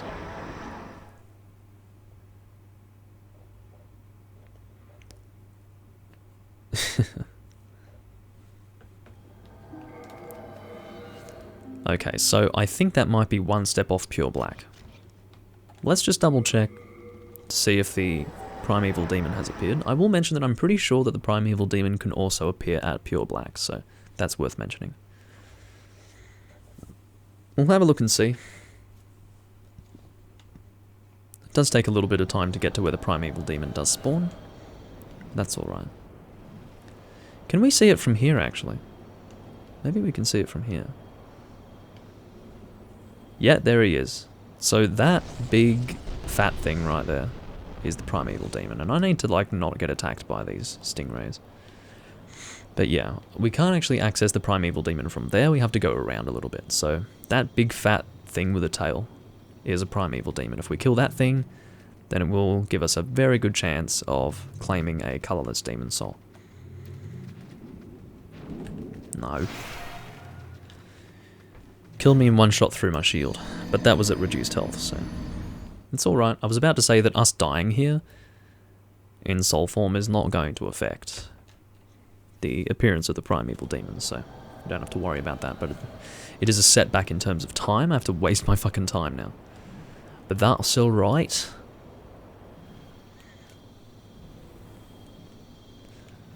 Oh, it looks like a demon from the front, I can assure you. I don't know, they just refer to enemies as demons in this game. That's why it's demon souls, you see. Souls of demons. Okay, you're about to die, mate. Shit, I'm getting punched to death. Stop it. Okay, thank God the tracking on that isn't too great. I know he's going to shoot me again. Bastard. Also, there's the Great Scythe. It's in this game. But you can't have it. You can only look at it being wielded by the Reaper. Bastards. It is annoying, I mean, there should be more weapons in this game than there are. And I think when you... if the models have already been designed, then just fucking put them in the game, please. I mean, we need more dexterity weapons in this game as well. So it's kind of annoying when... I'll keep the Thieves' Ring on. Right, it's danger zone, danger zone. Black Skeleton. We're going to do a follow-up. Come on. There we go. I was worried that it would take too long to do that attack, but yeah. Black Skeleton Man is not fun. He'll beat the shit out of you, but if you have a big weapon like this, it can be made easier. So the Primeval Demon's over there, he's got a really gross face. He won't actually do anything to you, it's worth mentioning. But, he might do something to you. I'm not sure.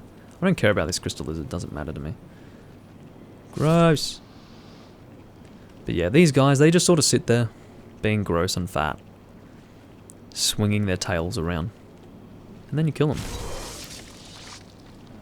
Oh, I'm surprised that you even have enough... wonder if they attack you... Oh, they do attack you if you don't kill them soon enough. And there's a colorless demon soul. They make a really gross, like, rat squealing noise when you kill them.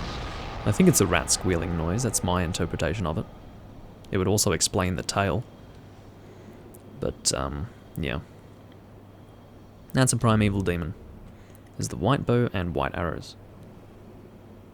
Alright. No problem, number 7. I'll probably need to get another drink soon as well.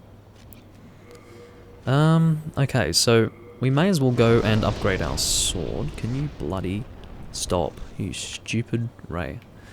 Anyway, so, yeah, we'll return to Blacksmith Ed, upgrade our sword, and then continue with this area. I'm glad that I thought to do that. It's kind of common sense, but sometimes common sense slips my mind. I don't know why. Oh, I hope that you guys didn't hear that Discord notification again. I'll mute Discord. It's really annoying. I still don't know why that was happening in that particular live stream with Breath of the Wild. But, yeah, seriously, I was getting Discord notifications coming through on the live stream even though I was not actually capturing system audio in OBS. Like, it was not even there as an option to be muted or unmuted. It was not capturing system audio. But anyway, kind of annoying. Oh, Jesus.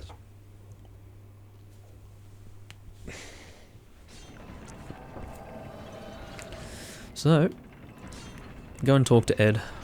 And, well, do we want to upgrade the sword? Or do we want to upgrade the shield? The shield isn't in my inventory, so I can't upgrade that. Maybe we'll take it to... Hold on, what are we at? We'll take the sword to +3 and leave it like that. How about that? That sounds like a good plan, doesn't it? And then after that, we'll upgrade the shield. So we'll take the Dragon Bone Smasher to +3, and we'll see how much damage we're dealing at that point. 446. Welcome back, number 7. Alright. Excuse me. Okay, so returning to the Nexus, and then we will go back into World 4-2, complete that Archstone, so therefore killing the Old Hero and the Storm King. Then we should have enough souls to upgrade our equip burden and item burden enough to comfortably use the tower shield as well as this sword. And then we will also head over to World 1-4 and hopefully kill the False King, which would make Archstone 5 the last Archstone that we would take on. We haven't even done World 5-1 actually at this point, but that's alright. Right now my greatest objective is to get the large brushwood set before I actually get into New Game Plus. It's very important that I do that. Executioner Marauder is going to get utterly destroyed when I fight her. Usually when I fight her, I'm like fresh out of World 1-2 or something like that. So she's going to have a bad day. Oh god, I should have used a Stone of Ephemeral Eyes. What was I thinking? No, you bastard! Urgh. Okay, I'll use a Stone of Ephemeral Eyes this time. I just forgot, that's all. So stupid. Anyway. Let's try that again. I have died quite a bit.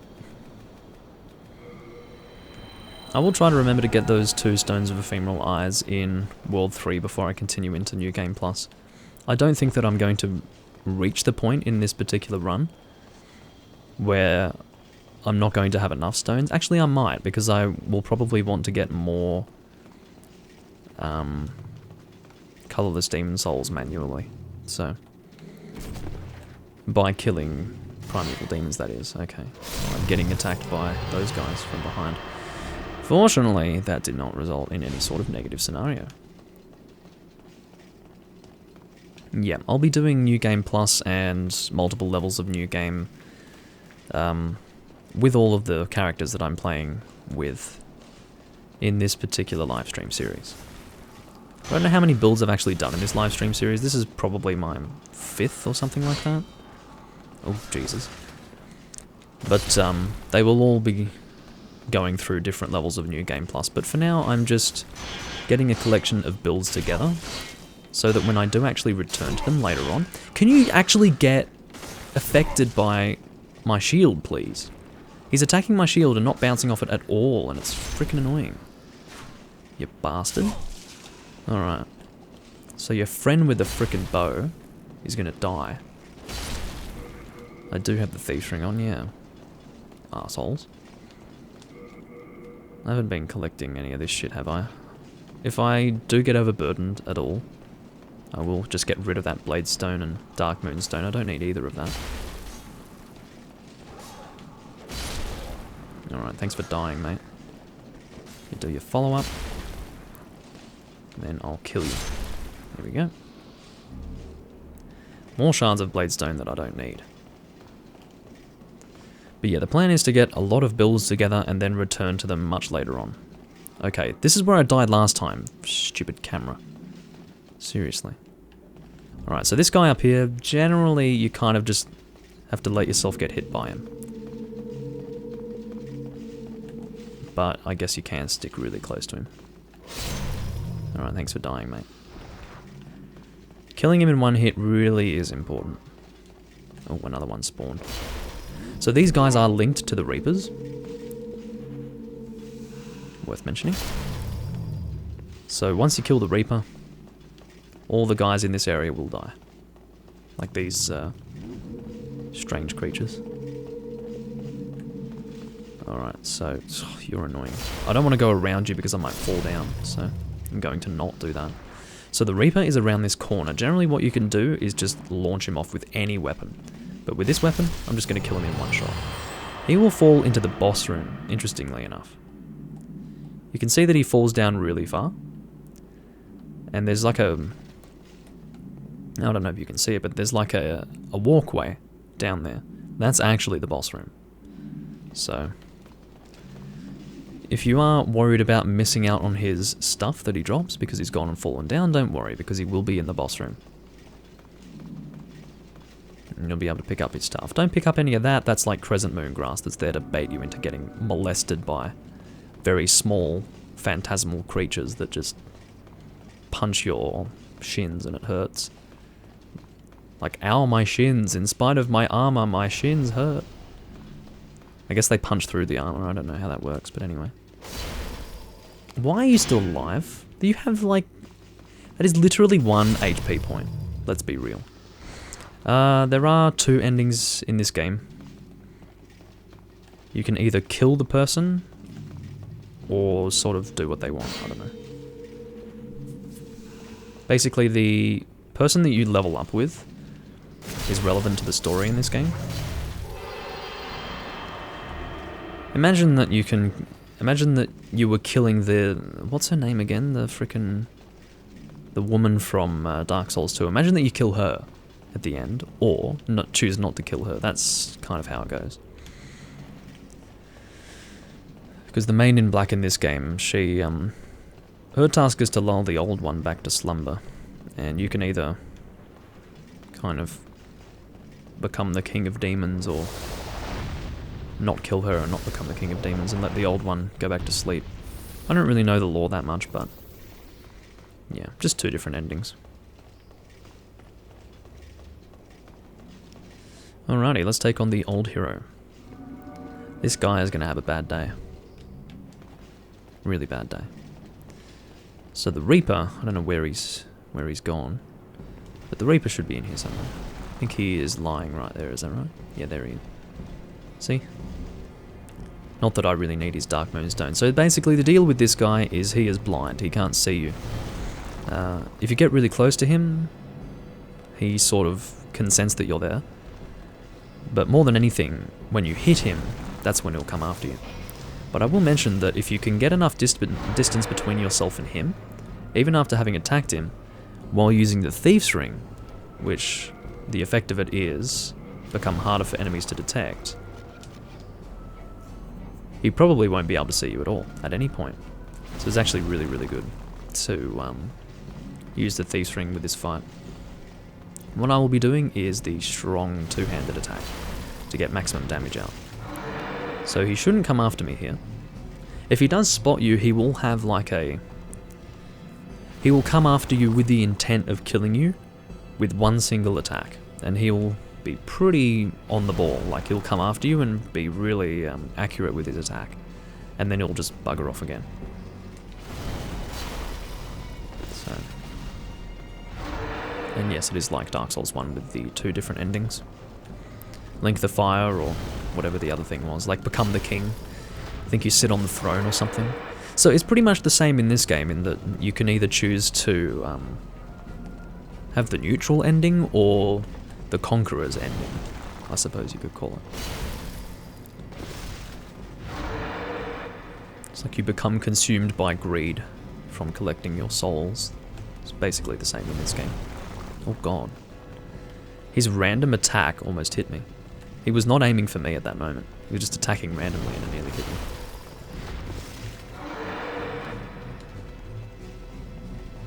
Poor old hero. Just some free souls for me, basically. I missed him. It still did damage because when you're using a really heavy weapon like this, it does have some sort of splash damage effect. But, actually I can do a follow-up attack. Bye-bye. See you, old hero.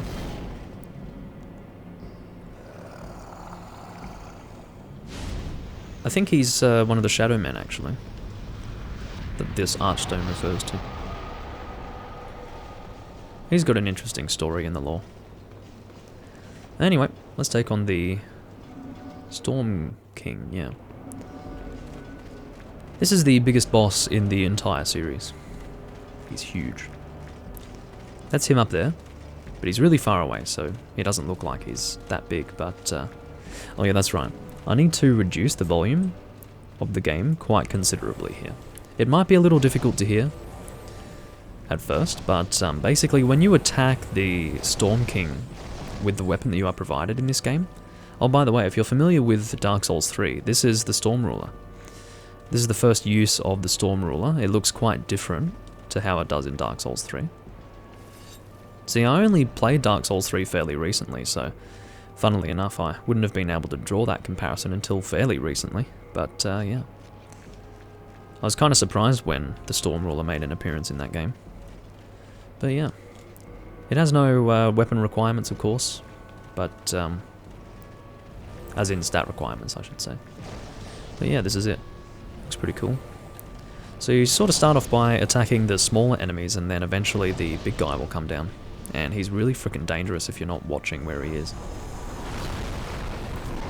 we're just going to kill them individually, I guess. Oh, this is really dangerous. I should have enough healing items. So yeah, you can probably tell that it's really loud when I do that attack with the Storm Ruler. And that's with the volume considerably reduced on the stream, so for the actual game volume. So yeah, seriously.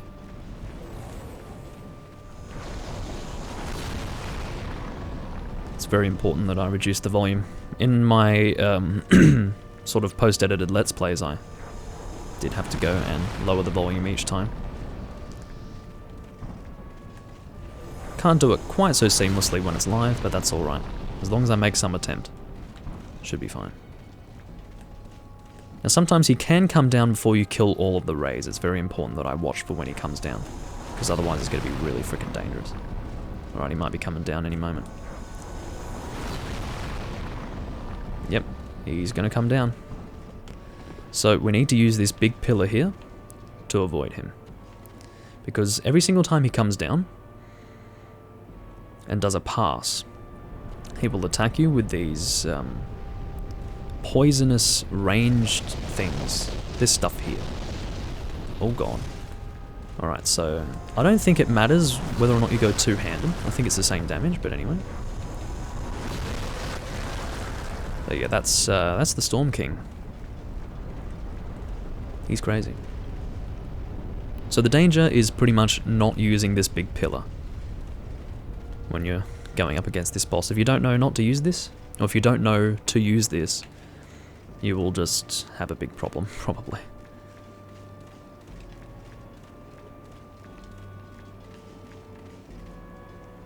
So we're going to stand behind it again. Going to let those ranged attacks make contact. And then he will attack Mr. Storm King. I'm going to check the volume. Yeah, that's alright. It's not too loud.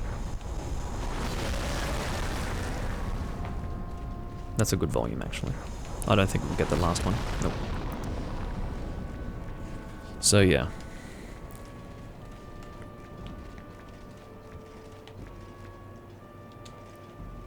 Oh, he's coming back.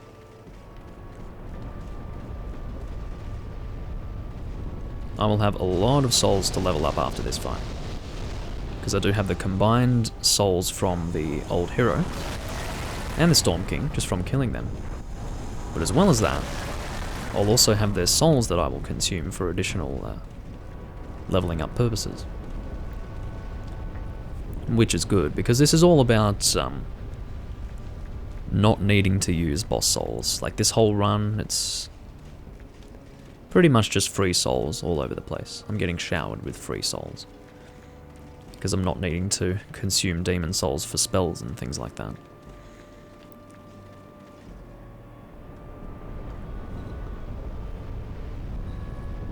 Excuse me. Alright. And this will be the death of the Storm King.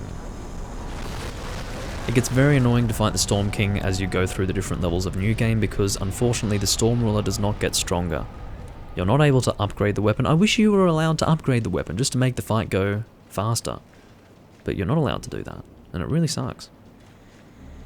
But anyway, can't pick up that stuff, and there will be some pure Cloudstone that I won't be able to pick up as well, but it's fucking Cloudstone, I don't need it. Let's go and pick up a Stone of Ephemeral Eyes, which I think is behind this rock here. And then we will go back to the Nexus.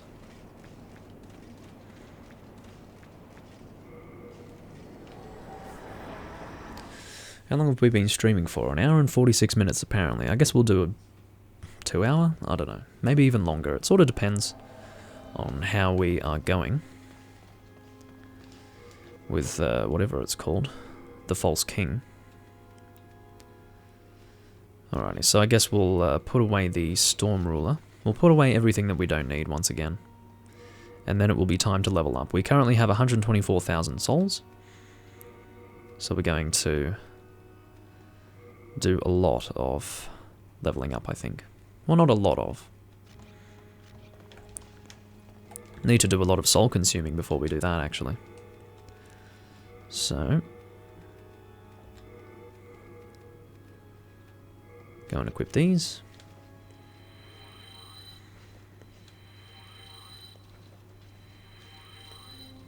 And then we will consume both the Hero's Demon Soul and the Storm Demon Soul. Don't need that shit. Alright, we have the new highest number so far.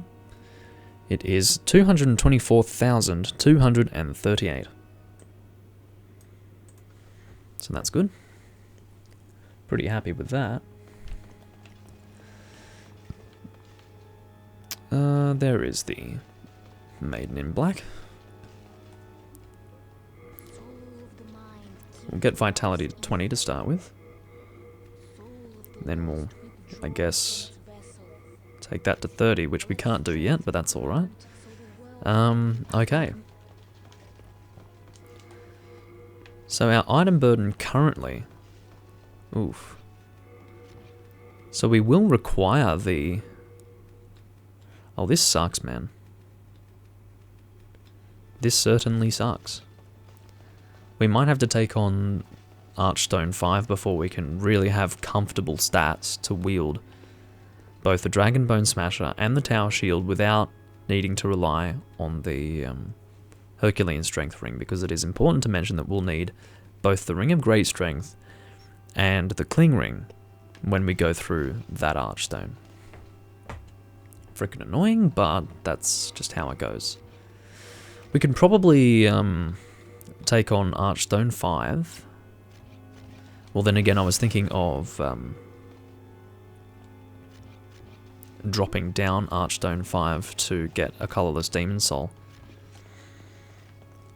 I don't know.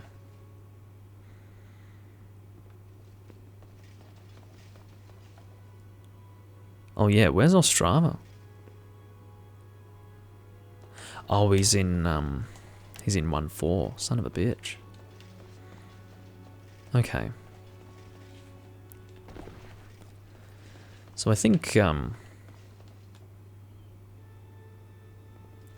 I haven't watched any YouTubers in like 10 years, to be honest. Number 7. But yeah, so I think what we're going to do...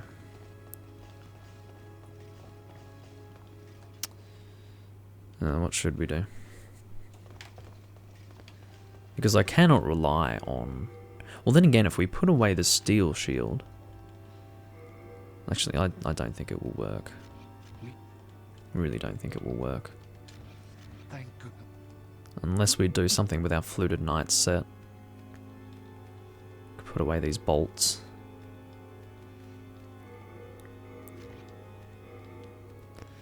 Actually, maybe not. Maybe I was being really stupid. I was being really stupid, I think. Because I was looking at my... Yeah, I was being really dumb. I was looking at my item burden based on something else.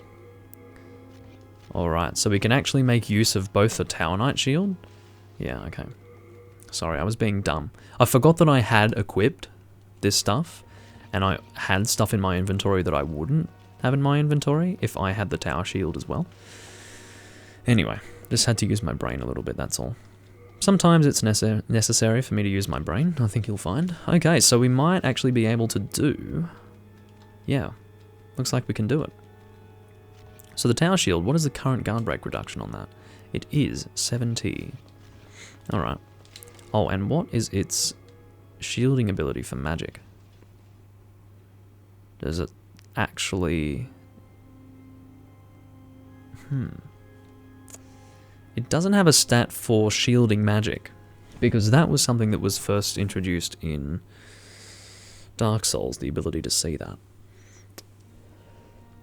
It's important to see how much magic it shields, because when we're going up against the False King, it will be important for us to actually...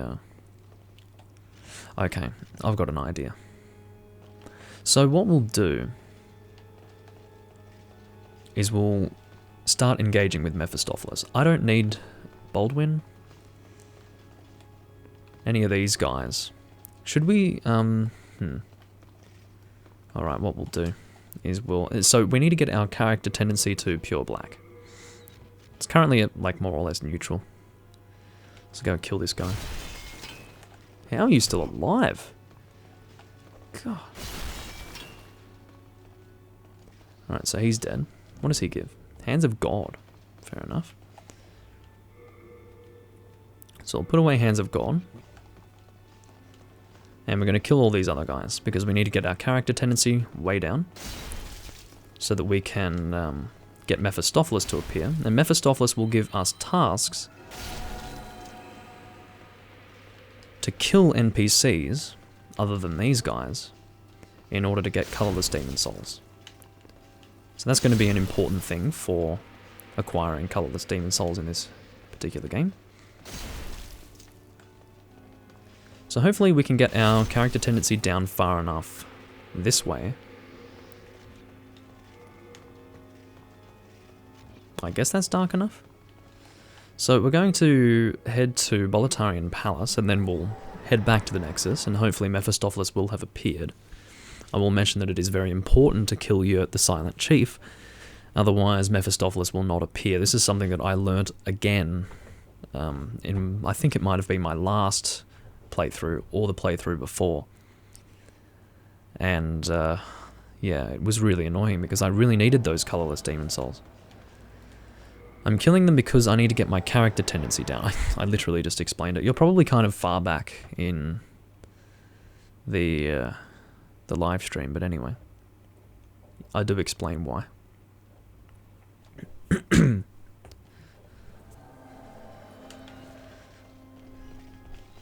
I normally don't kill NPCs, that's not something that I do in Souls games, but it is necessary for me to do that in this game so that I can get Mephistopheles to appear. I can see that you have killed in the past. Yes, I have. No one can blame you for that. Demon souls are too precious to relinquish. Perhaps a night like... I want you to kill Saint Urbain and his followers. Hold on. You will be rewarded amply. Do we have an agreement? I forgot to bring my game volume up from after having fought the Storm King. Excellent. I have to kill Saint Urbain, annoyingly enough, because I haven't already done that.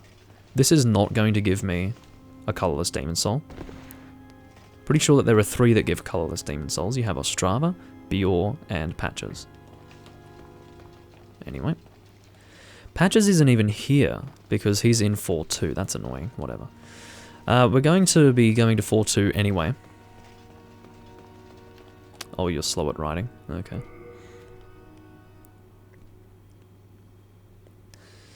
Alright. So we're going to head to 4-2. We will probably just kill Saint Urbain there. It's faster. Actually, no, we'll talk to both, just in case killing Saint Urbain in this area doesn't work. It should work, but just in case. We're going to talk to both of them so that they appear in the Nexus. it will be necessary to kill Patches later. But, yeah, Patches should be the last one. We'll see. Excuse me. Just gonna kill you. Again, we're doing a bit more damage now, because we've upgraded the sword again. I would like to be able to upgrade the shield a few times before we take on Mr. What's-his-face, False King. But yeah. And we'll talk to Saint Urbain as well. Umbasa, yeah, you're going to return to the Nexus and all your followers will be dead because I will have killed them, so... Fun fact. Oh god. Oh, can you stop? So he's got dual hiltlesses, I think. Or maybe one of them is an Uchigatana, I'm not sure. Nope. But yeah, this guy gives some Stones of Ephemeral Eyes as well, fortunately. You can see that each time he makes contact with me with his weapon, damage is dealt to him. That's because he's using the hiltless. The hiltless is an awful weapon. It's not actually a bad weapon, technically, but it's awful when you think about it, because you're actually holding the blade. It's really bad. Anyway.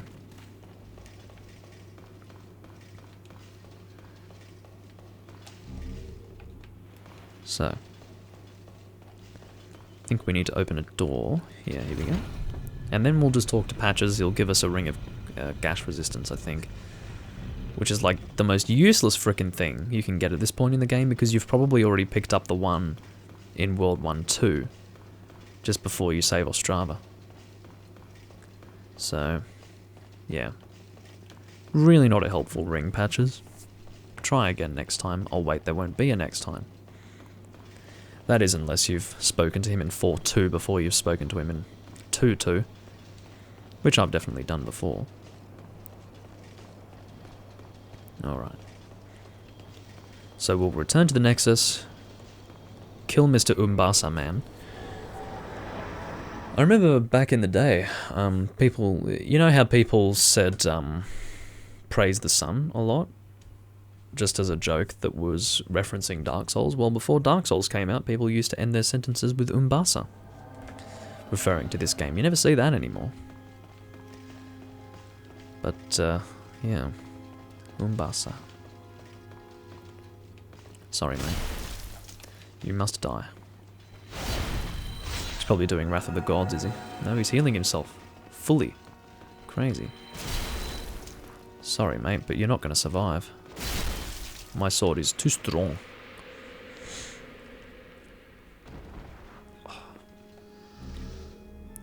Don't know why I'm picking up his stuff, it's too heavy. I mean, it's not actually heavy, but you know.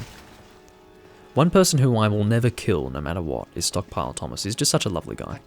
Baldwin's a bloody asshole, to be honest. But yeah, I will never kill Stockpile Thomas. He's also so important. He's your freaking bank. What else did I pick up? I think I picked up a piece of his armor, maybe? Yeah, Saint's robe. I don't need that. I also had a... I thought I picked up a circlet or something, maybe not. Was it Ring of Devout Prayer or something? Yeah, there we go. May as well have that ring, that's fine. Increases miracle capacity, not that I'm going to be using any miracles. Hello, no more inner demons. I guess I'll just call you demons in the Twitch chat. Welcome to the live stream. It's called God's Wrath in this game, number 7. It's not overpowered. It has a much slower casting time in this game. Even with increased casting speed. Like, your max casting speed in this game, while using God's Wrath, it's nowhere near as fast as, like, probably the slowest casting speed with Wrath of the God. Or Wrath of God in Dark Souls 1. So... She gave me a Stone of Ephemeral Eyes for doing that. I want you to kill Sage. Oh, for the love of my ass. Yes, I'll accept your bloody offer, but then I have to... Why do you have to make me kill him first? I hate you so much, lady. I didn't accept her offer, but she'll give it to me again. I'll fucking accept it now, just in case she doesn't want to give it to me next time. I would... X. Excellent, I'm relying on you. Meanwhile, I just want to kill other people. She wants me to kill everyone under the sun until I kill the people that I actually want dead. Anyway. We will go to... Where do we need to go? Tower of Latria. I did pick up the key, I'm pretty sure. Ugh. I like Doom, judging by my username. Sure. I've had this name for so long, it's just, I don't know, stuck with me. But it's Doomlink with a K, not with a C. My username ends with a C on Twitch because when I created my Twitch account in 2015, apparently Doomlink was taken back then, so that was fucking annoying. Ugh.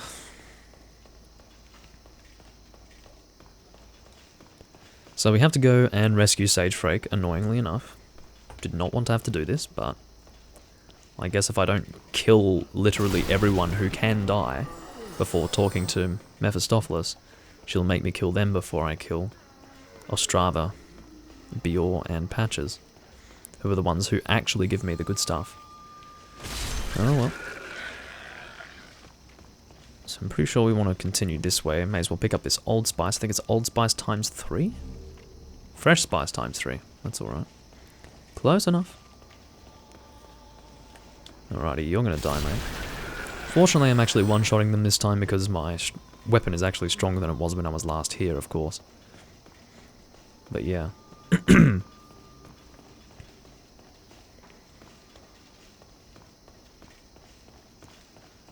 Almost at Sage Frake's place. I think it's here. Should be in this room. Here we go. Prison of Hope special key. I will talk to you and then return to the Nexus. He gives me Gary's stiletto. Don't know who the hell Gary is. Maybe it's his master or something. I don't know.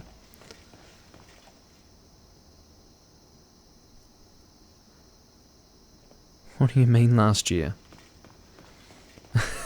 When did I mention last year? No more inner demons.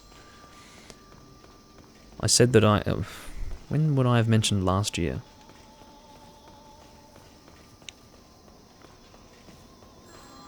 The last time I had a break that was like a year long would have been in, like, 2012, I guess.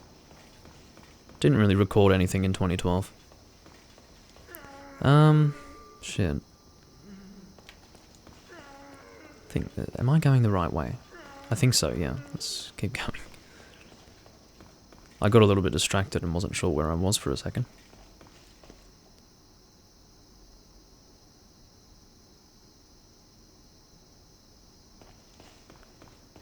Strength build you said last year, so I assume it's the same character. I could be going insane, but I don't actually remember saying that. I don't know. You're probably right, I can't remember saying that. Last year. What relating to a strength build was last year? Maybe you misheard me, I don't know. Anyway, so this particular build was started, I don't know, maybe a month or two ago, something like that. But yeah, I've only been doing this particular live stream series since I think February of this year? Or might have, yeah, I think it was February of this year. But anyway. Or no, maybe even January. Doesn't matter. Early this year I started this live stream series. Before that point I was doing post-edited Let's Plays that were just taking way too long to actually get uploaded because of just how much content was there to edit through and then do all of that. So the live stream format really makes a huge difference for that. I can just record it once and then it's done. Easy. Okay, so now we need to go and kill Sage Frake and his followers, and by followers, there is one single person who is his follower, and he's an asshole. He's gonna cast his soul arrow. I don't save my broadcasts because I don't give a damn about Twitch. I save everything to YouTube. I basically multi-stream to YouTube. YouTube is my place of content creation. You can actually see on the live stream itself that I have a link to Twitch and also a link to YouTube. That's so people can see where else I stream. I basically stream to Twitch to further my reach, and that's it. I have no intention of actually saving my broadcasts to Twitch because Twitch is not my creative space. This guy's going crazy with his spells. Even with warding, he's going to take a bit of damage from me, so... I do not like that he was, Can you... Please, man. I'll make use of my shield then. Because this thing's bloody overpowered. But yeah, not interested in saving my broadcasts on Twitch. They are all saved to YouTube. Because I do stream there as well. I'm going to just drop this stuff. I don't particularly need it. I do at times collect all of the stuff that I pick up along the way, but at this point I just couldn't really be bothered. I ended up getting the Ring of Magical Sharpness, which will still not be very important to me, but still. It is what it is. But yeah, Demons, I'm not traditionally a live streamer. I have no interest in being referred to or considered to be a live streamer. I'm more of a Let's Player, and that's why I do my live streams in the way that I do. I pretty much engage with an audience, whether it exists or not, because oftentimes I do stream to no one, but I do have an audience that watches the streams after the fact, in other words, the VODs. So I pretty much record everything with the intention of it being, you know, exactly as it would be if it were not being recorded live. So that's pretty much how I do things, and that's how I've always done things. It's just, this time it's actually physically live rather than being recorded in a non-live format. I didn't even see who she wanted me to kill. Excellent. I didn't even see who she wanted me to kill. What's wrong? I grant next. Patches the hyena, rightio. I nearly shat. I thought I would have to look back through the stream to actually see that stuff. That would have been really terrible. Alright. So Patches the hyena can be an absolute nightmare. The best thing to do is get the strongest attack that you can and kill him with that. He is not dead, but that's alright. He's a huge prick, but we should be able to... Come on, mate. Poke me. See?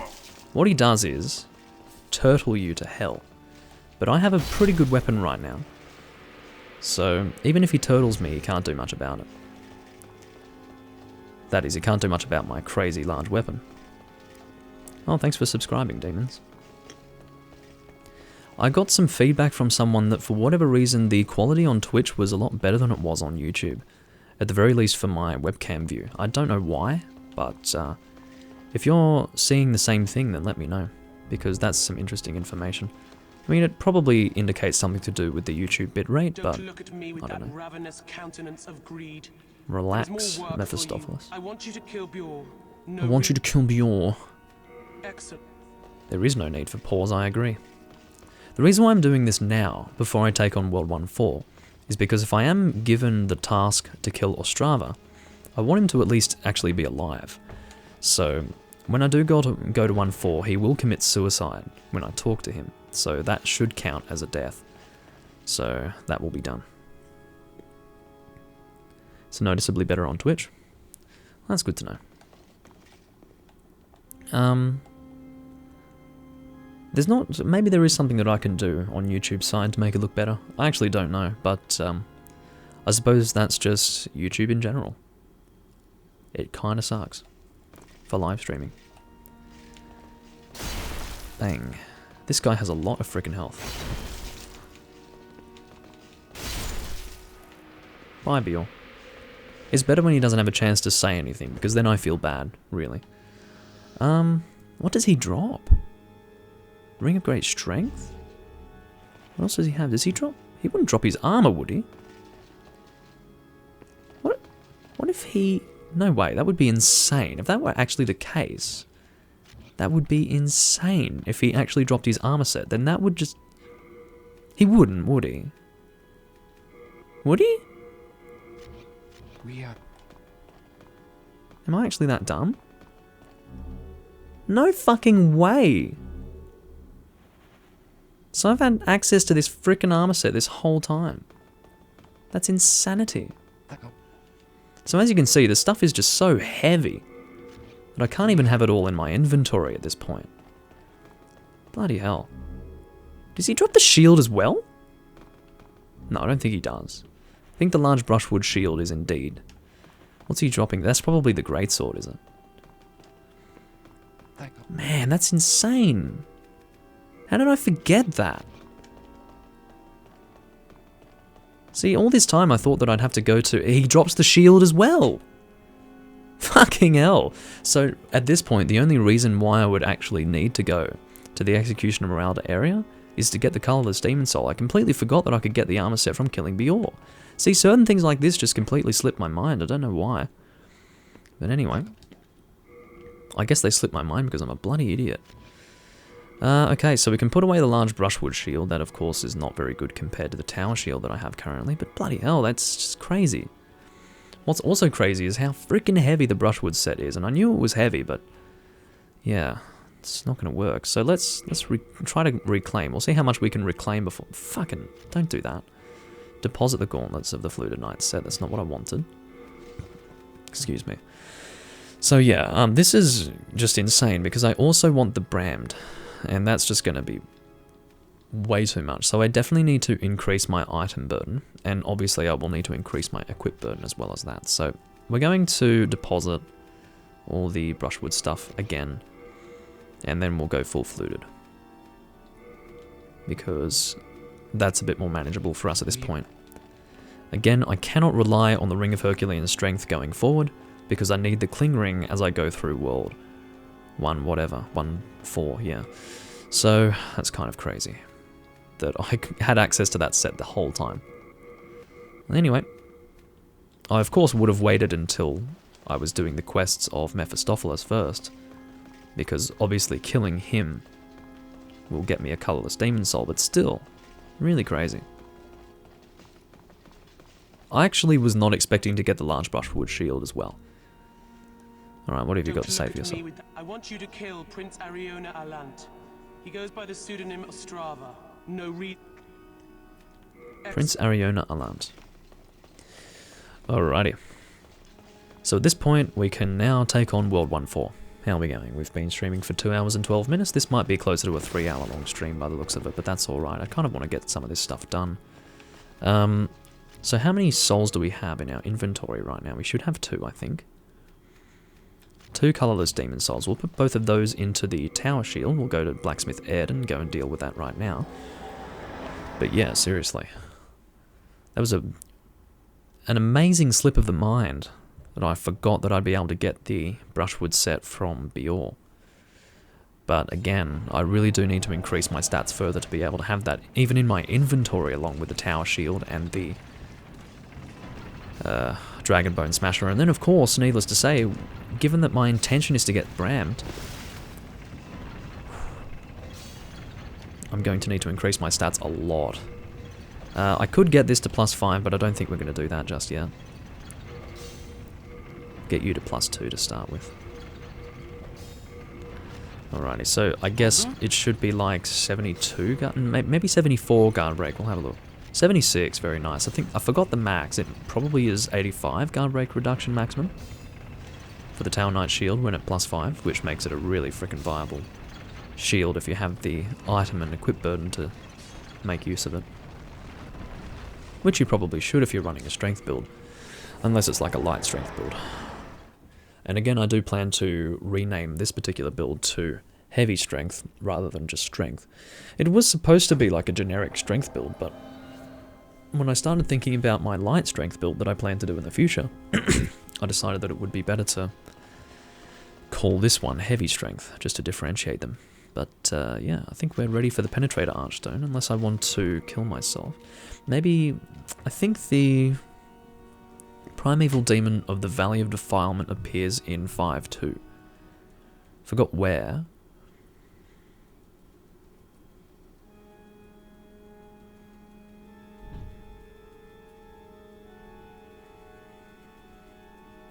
Oh, that's funny. Yeah, it's important to have that freedom of choice before New Game Plus for sure. I like to have pretty much everything set up before I go into New Game Plus.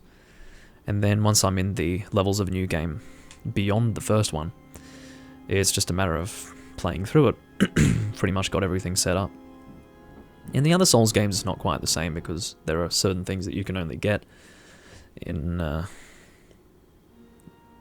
higher levels of New Game, but yeah, in this game generally not. So, I'm pretty sure the Primeval Demon of World 5 appears in 5.2. I will double check that now. And if he does appear in World 5, then I probably won't waste my time dying. Because I was thinking of taking myself back into soul form by killing myself in the Nexus, but my thought was that maybe I could actually make use of that death by bringing World 5 down further. But that will probably be rendered pointless by killing the Leechmonger. But it might end up being useful anyway. What am I even doing? Go to upgrades and materials. Actually, bosses and demon souls. Yeah. I of course use the traditional Wikidot wiki that I've always used. Also, fun fact for those who are not aware, the player's guide that was done officially with various releases of Demon Souls was actually created using the assistance, or pretty much in, what's the word that I'm, in collaboration with the Wiki guys, which was really cool. So, Colorless Demon Soul, here we go. And then Primeval Demon, and then I'll have a look at his spawn locations. Valley of Defilement 5-2, I was right. So, directly facing the Filthy Woman, head directly left back into the swamp towards the ramp. Okay, so it is towards the Slug Nest. That's pretty much what I thought it was. Okay. I might just kill myself in World 5-1 anyway, because why the hell not? Yeah, this is PS3. I've got my PS3 controller. Not that that makes a difference. You can probably connect a PS3 controller to the PC just fine, but yes, it is actually on console. I've never emulated this game, and I have no intention of doing that. I'm sure that if I were emulating, I'd be streaming at 1080, but this stream's at 720, of course. I think PS3 emulation is a bit better these days, but yeah, still not really interested in that.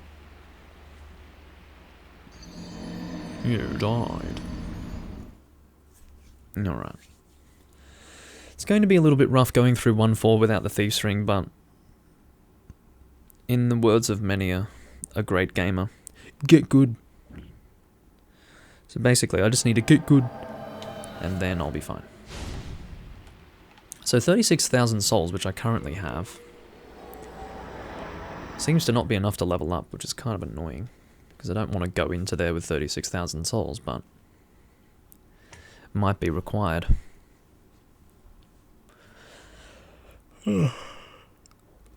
But yeah, I've had this game since around the time it came out. I originally had the game on, well, I suppose I can show it. I have a shit ton of versions of this game, but the first one that I had was,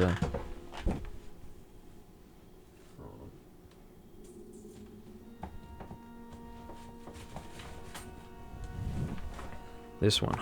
It's the English-Chinese version. I got this before the game came out in English officially, through the Atlas release. But yeah, that's the original game. I have the Japanese one as well, but anyway. Son of a bitch. I've gone and created a mess now. Shit. I've got like receipts flying everywhere. Bloody hell. What's this even? David Jones? Probably don't need that shit anymore. Alright, catch you later, number 7. Thanks for joining. Alrighty. So, where the hell is my cling ring? There it is. I'm going to put away the Thief's Ring because obviously I don't have any use for a duplicate ring there.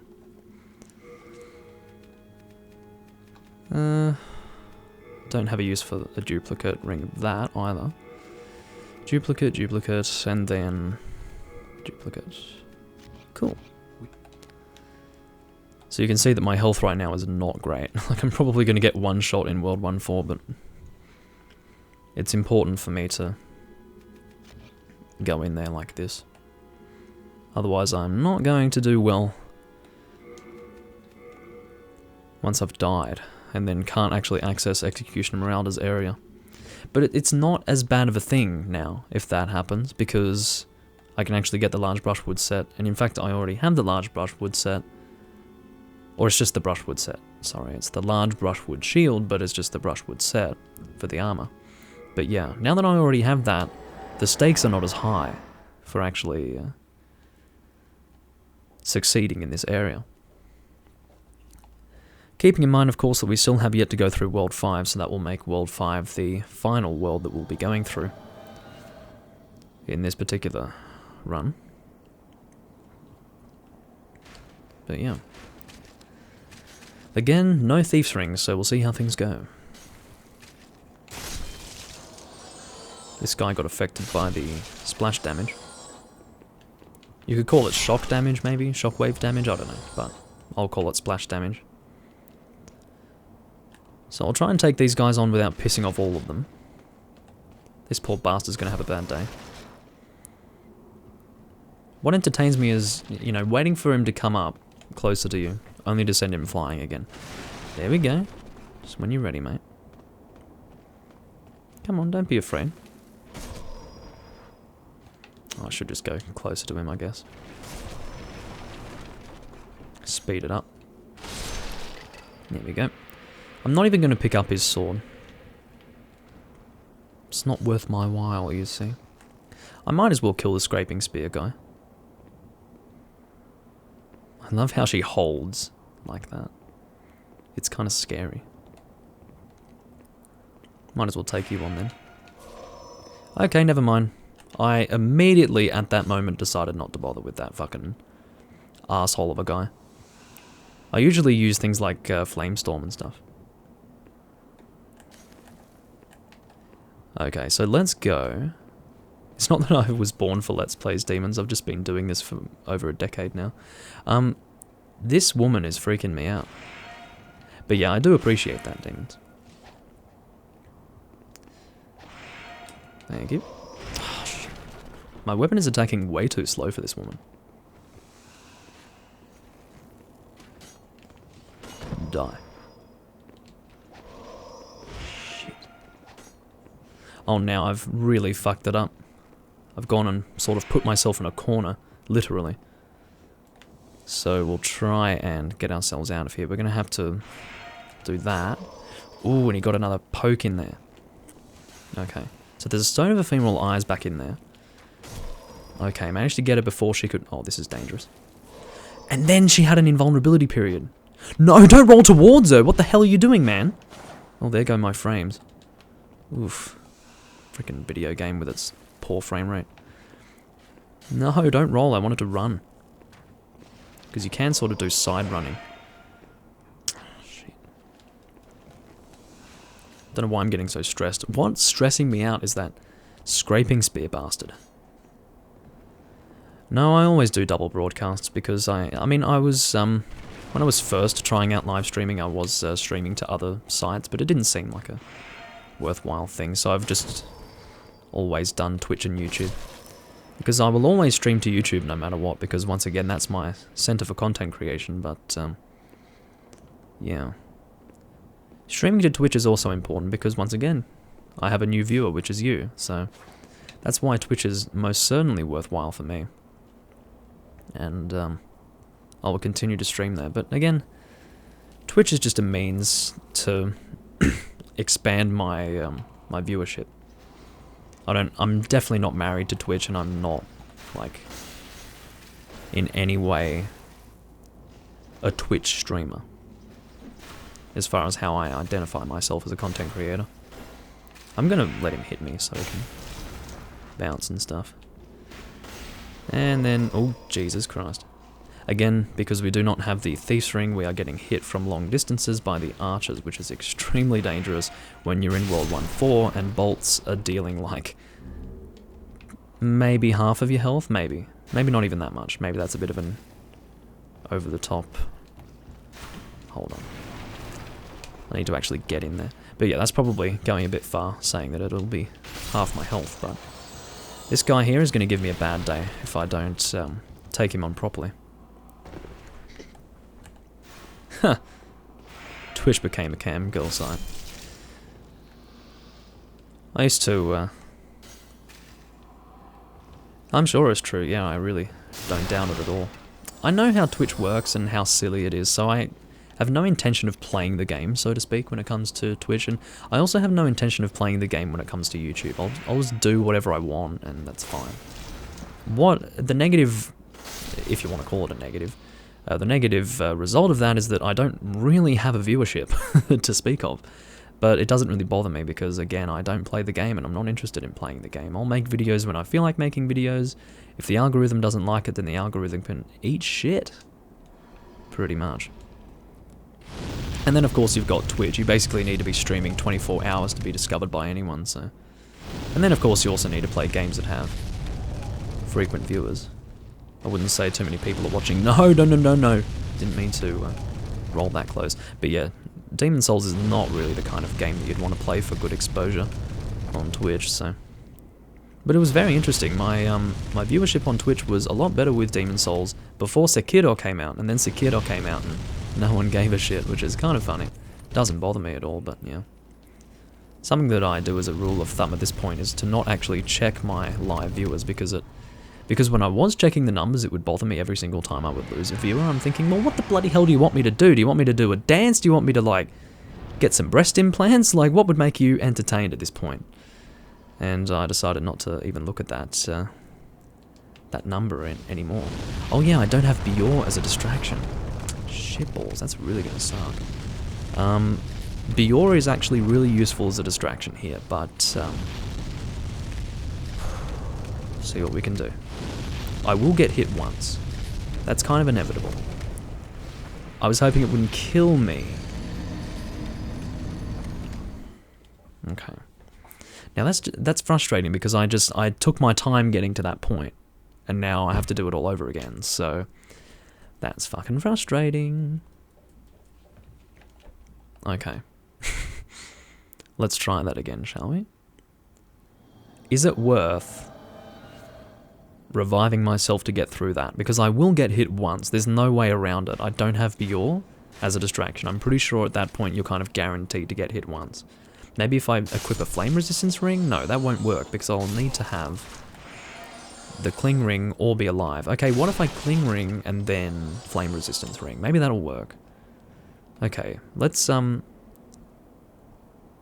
yeah, so let's Stone of Ephemeral Eyes and flame resistance ring. I think I said cling ring then flame resistance ring. That's not what I meant. So, assuming that what you actually understood me to mean to say, which is Stone of Ephemeral Eyes plus flame resistance ring, then yeah, that's what we're gonna do. And hopefully that bloody works. Okay, come on, mate. I'm at risk from getting hit by the archers at this point, but it is what it is. Ooh. Okay. And I've got this guy coming after me now. Again, he's really dangerous. He always does a lot of damage compared to all the other enemies in the area. And he's very crafty. Yeah, I do enjoy a lot of the other Souls games. My story was, of course, that I started with Demon's Souls, and Demon's Souls was pretty much my favourite game from then on. It still remains one of my favourite video games. And so therefore, among the Souls games, this is also still my favourite. Dark Souls 1 came out. I was extremely impressed with that game. I did not have high expectations of it, actually. Because, you know, you play a game like Demon's Souls and you think, they can't make a sequel to this game that's as good. Like, come on, how would they manage that? But they managed it. And most amazingly was the fact that they didn't even rely too heavily on what Demon's Souls was to make Dark Souls 1 a good game. It was its own thing. It had its own identity. They did not rely too heavily on what they'd already done with Demon's Souls, so I was super impressed with Dark Souls, the first one. Played that game for about 1,500 hours, and then Dark Souls 2 came out. By the time Dark Souls 2 came out, I had already told myself, hey, stop playing the first Dark Souls game, please. You've played too much Doom Link, and every single time you touch it, you get burnt out again, because seriously, you've played it too much. And so, yeah, Dark Souls 2 came out. I was ready for something new in the fucking Souls series. Eat my fucking ass. That's 69,000 souls. Oh, 69. I'm really annoyed now, actually, because I'm wasting my time at this point. Anyway. That's souls for you. Ha ha ha. I very rarely get hit in the ass by that fat official's fire, but I guess I'm also used to going through this area with the thief's ring, so... Once again, get good. But anyway, Dark Souls 2 came out, and my reaction to that game was, wow, this is very, very bad. I'm shocked that it's actually this bad. Meanwhile, everyone and their dog was getting into Souls at that time, because, of course, how do you get the mainstream gaming community interested in a game? You advertise it. It's not about it being a good game, you just advertise the shit out of it. Then it's in everyone's mind. Then everyone thinks, oh, I might as well play that. Then everyone plays it, and then everyone talks about it, then everyone plays it with their friends, and then all of a sudden it becomes the best thing since sliced bread. And I'm sitting here going, this game's fucking garbage compared to the two that preceded it, and everyone else thinks it's actually incredible. And so I basically lost all faith in the series, I lost all faith in the community, and I buggered off. And then Dark Souls 3 came out, and everyone was saying the same thing. It's so amazing, whoa! And I'm just thinking, I can't trust you people and your judgment, because I know that you were having the same reaction to Dark Souls 2 when that game came.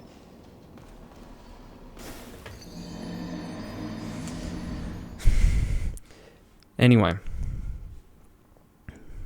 They had the same reaction to Dark Souls 2 when that came out, and it was a garbage game, so I decided, hey, I don't care about Dark Souls 3, so I completely ignored that game. Didn't even know it had come out, actually, until several months after it had come out. And then, yeah, didn't care about it. But then I played it in 2018, and I really enjoyed it. And I still haven't played too much of that game, but yeah, it was really good. And I was shocked to see how much they brought back from Demon's Souls, and I was really, really excited to play it when I realised that they had brought all this stuff back from Demon's Souls, and I still really enjoy playing it whenever I sit down and play it. I've gone into this rant probably twice now, 3 times including this one, but yeah. The long-winded answer to your question is yes, I do enjoy other Souls games, but I did think that I would hate the Souls series from the moment Dark Souls 2 came out, because it was my belief that this was the direction they were going to go in. But fortunately they didn't keep with that direction. They pretty much brought over everything that was good about Dark Souls 2 into Dark Souls 3, and then got rid of everything that was dog shit. So, yeah. Also, I'd like to think that it's quite obvious now why I'm in soul form while going through this area, because I'm getting annihilated by everyone. Yeah, I would say that all of my deaths so far have been kind of bullshit, but again, it is what it is. I got hit by, like, the tip of his sword the last time with that frickin' Red Eye Knight. Oh.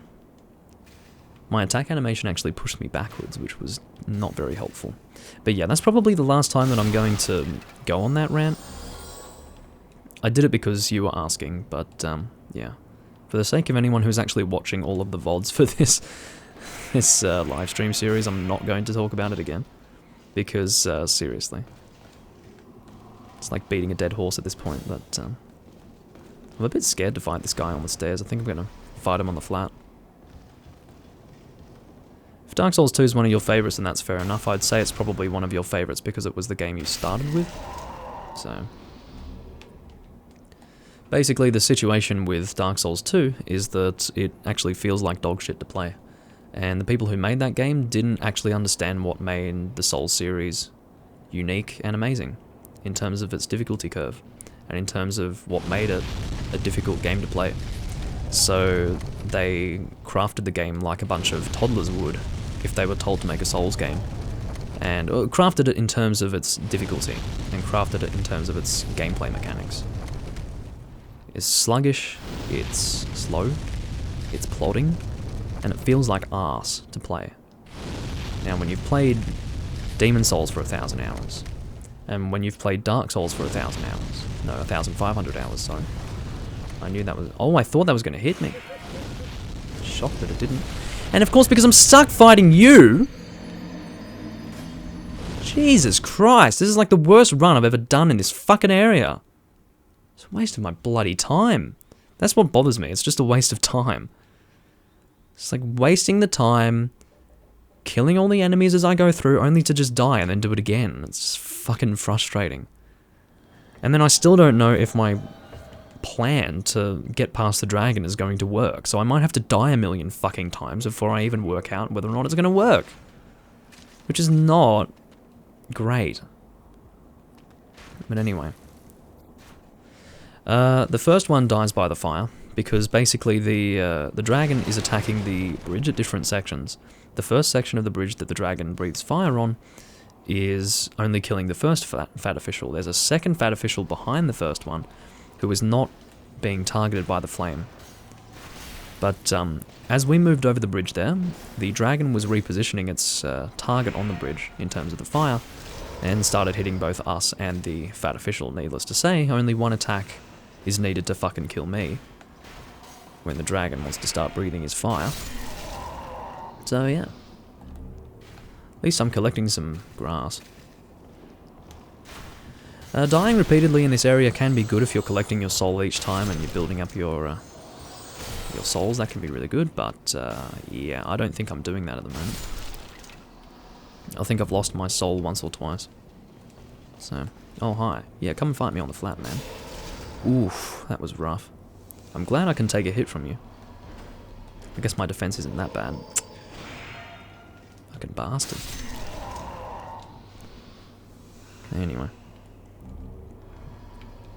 Got some new moon grass.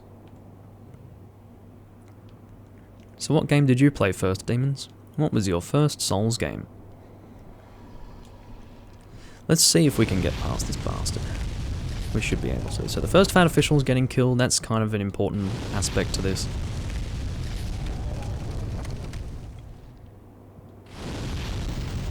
You know what? Let's Thieves Ring it. We'll Thieves Ring this part.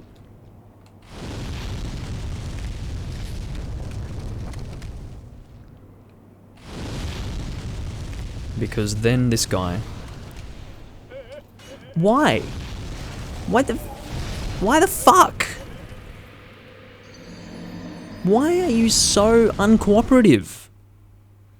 He's usually more cooperative with me than this. But instead he's gonna stand there with his big fucking axe going... It's like, fuck off and get out of my way. I don't have the time for you, man. So freaking frustrating. Alright, what we're gonna do is we're gonna run through everything, because fuck this. Do not have the time. And of course the danger is that I might end up just dying repeatedly and thus wasting even more time, but we'll give it a try.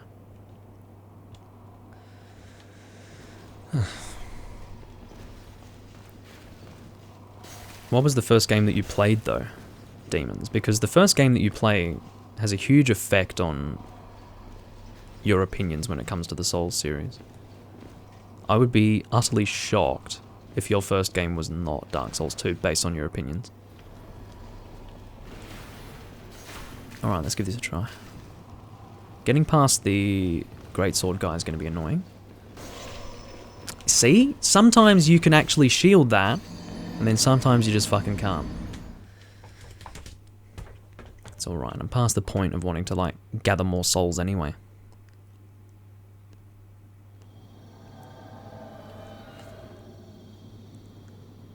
No, I'm asking you which was the first one that you played.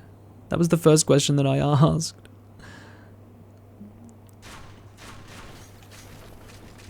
Anyway.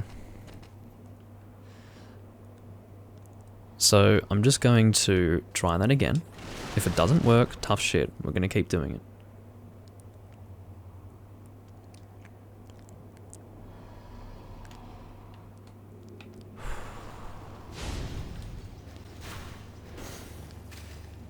Of course, because we are running the Thieves Ring, we do not have the Cling Ring, so we've pretty much got no chance to take a hit. I'll shield that, and then trying to go around him, that did not fucking work. Because he's too fat. Alright, try that again. I guess shielding the attack will help, but... Oh, he's buggered off, so I'm just watching my back to make sure I don't get attacked. Yeah, it's 3 fire breaths to kill that fat official.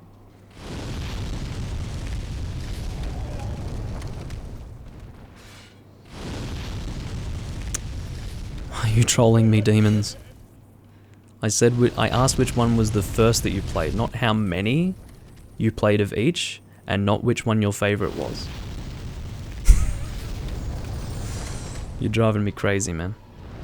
I'm not sure if the Thief's Ring will actually help when actually getting past this guy.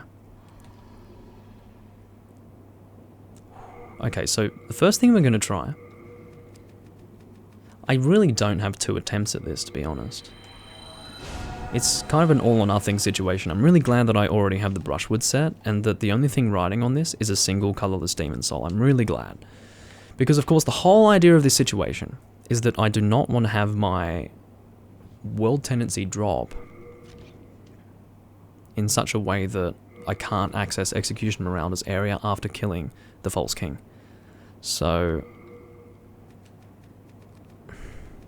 Alright, we're gonna... I don't think the Thief's Ring will make a difference because I think his attack will be the same. Like his attack frequency will not change depending on whether or not we have the Thief's Ring. So let's go with the Flame Resistance Ring at full health. As long as my timing isn't like retarded, should be able to get through while only getting hit once. Okay, good. I took that hit. Now we should be fine. Okay, we're safe. So, my gamble paid off. That was exactly what we wanted to do. Remember, our current task is to kill Ostrava of Boletaria, and just talking to him like this will cause him to commit suicide. And then that'll be it. He gives us the Mausoleum Key, which we're not going to actually make use of, because the Mausoleum Key is a nightmare, because you have to deal with Old King Doran, and getting his armor set is like not worth the effort, because he is such a crazy boss. Like, he is just... wow.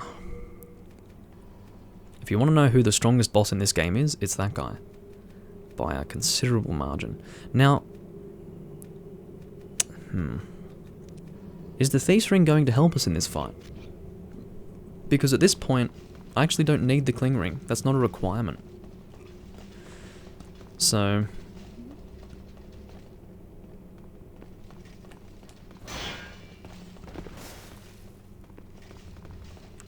oh, sorry, demons. I'm actually blind. I was only glancing at what you said. I was reading it differently. So Demon Souls was the first Souls that you played. That's kind of bizarre, actually, that you would appreciate Dark Souls 2 then.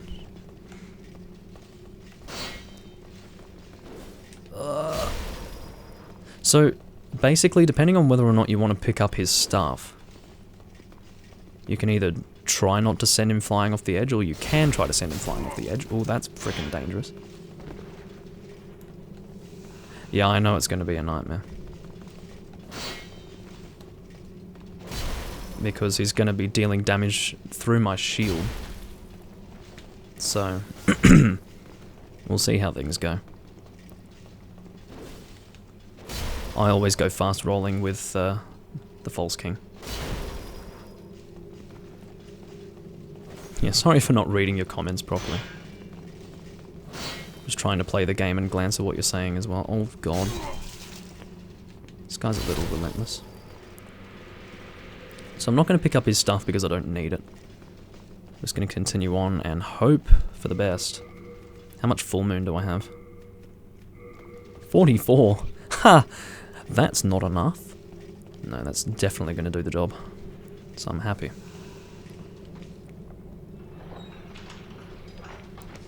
Okay. We'll see what we can do. I suppose his magic will still do a certain amount of damage through our shield no matter what. My aim is to flinch him, because when you're using a heavy weapon, flinching is definitely a viable option for combat when you're dealing with this guy.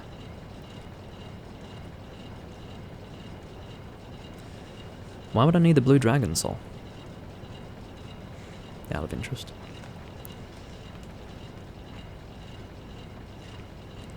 Alrighty.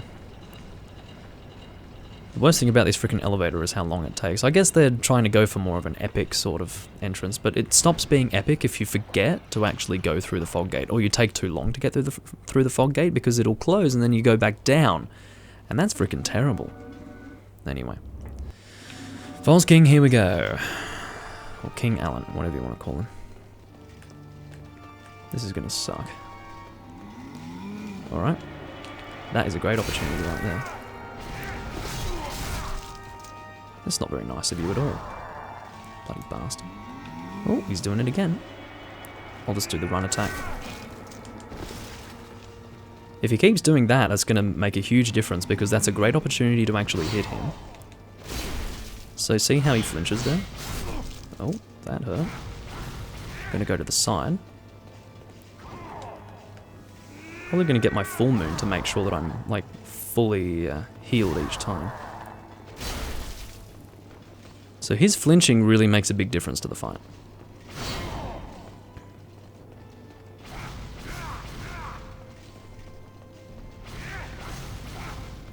Just waiting for opportunities to attack him, you know.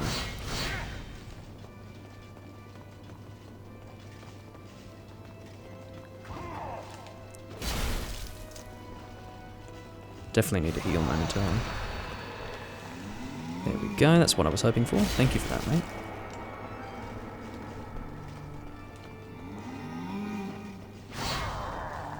I think going to my left side is better with that attack. Then he'll generally go around you, you know. I don't think I got a direct hit with that. Anyway. Oh, he managed to catch me there.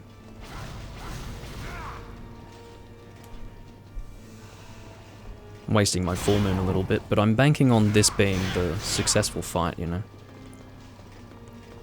Do your big charge up attack, mate. It's a great opportunity. There we go. On command.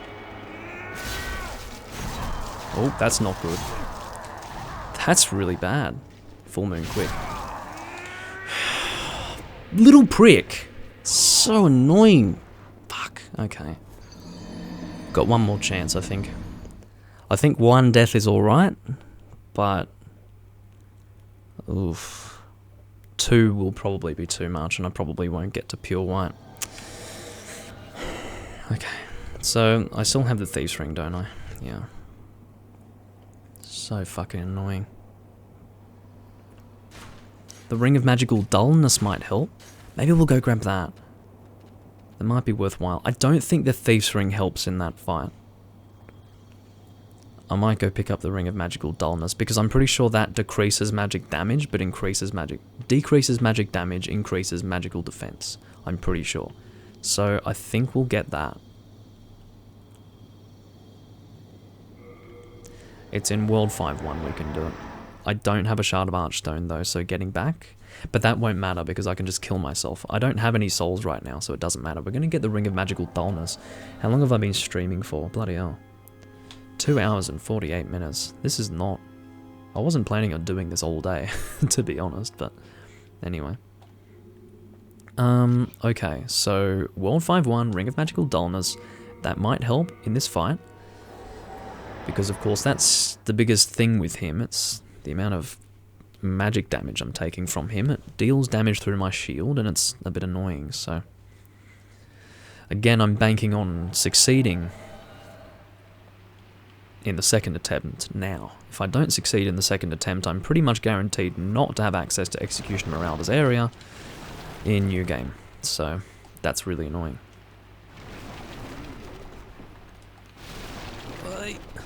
Don't want to get hit by his Flaming Spear.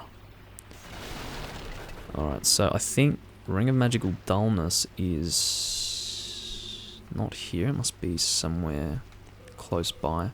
Just going based on memory. Maybe it's... No, it's not that, is it? Don't think so. Should be. If it's not the... Shit! Fucking fell. Where is the thing? It might have been that item above me there. Or is this it? There it is. Okay, now kill yourself. Just to speed this all up. I'm not a huge fan of Soul Level 1 runs, really. But I will probably do one of those in this livestream playthrough series, because, again, I do plan to do so many playthroughs in this series that one of them will probably end up being a Soul Level 1. I've only done a handful in my life in the Soul series, but, yeah, generally not a fan of them. It's not something that I enjoy doing. What I enjoy about video games in general is building up a character, and not leveling up the character is kind of the opposite to that. So, but again, if I'm looking for something to entertain me, then I don't mind doing it. Ugh, okay. So we have the Ring of Magical Dullness. Let me just double check the actual effect of that. I'm pretty sure it is what I thought it was. Lowers magic power, raises magic defense. By how much? Excuse me. Let's try to have a look. Magic defense 143. 171. Hey, that's alright. That's actually pretty fair. It's not amazing, but it's possibly more considerable than I was thinking it might be. But yeah. Oof, let's continue on. And we should be successful this time around, I think. I'm pretty sure. Again, here's hoping that the Thief's Ring doesn't affect the fight. It shouldn't. I don't know if it makes King Allant more docile or not. It might. If it does, then I will probably be able to notice, because he might be more aggressive. We'll see. I did a fucking follow-up. Okay, get out of there. There's a fucking... What's his face? No, no, no, no, no. He did his piercing attack, but it did not hit me, fortunately. Okay, so all the Red Eye Knights are out. Let's have the Late Moon Grass equipped at this point. It's better, because otherwise I would just be wasting Full Moon at this health amount. Ooh. Yeah, I don't think I've ever bothered using that Dullness Ring.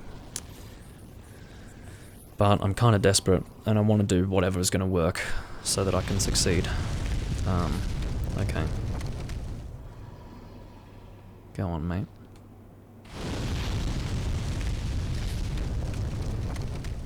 It is possible to run across this bridge too fast and have his next Fire Breath come like right on top of you once you're at the center part of the bridge. I've had that happen. Really sucks. That's if your timing is technically too good and you basically follow his fire as he breathes it, yet not get hit by it. So you end up, when he's doing his second breath, it ends up being on top of you, as I just said, so it actually really sucks. Okay, so we're going to do what we did before. Going to equip the Flame Resistance Ring.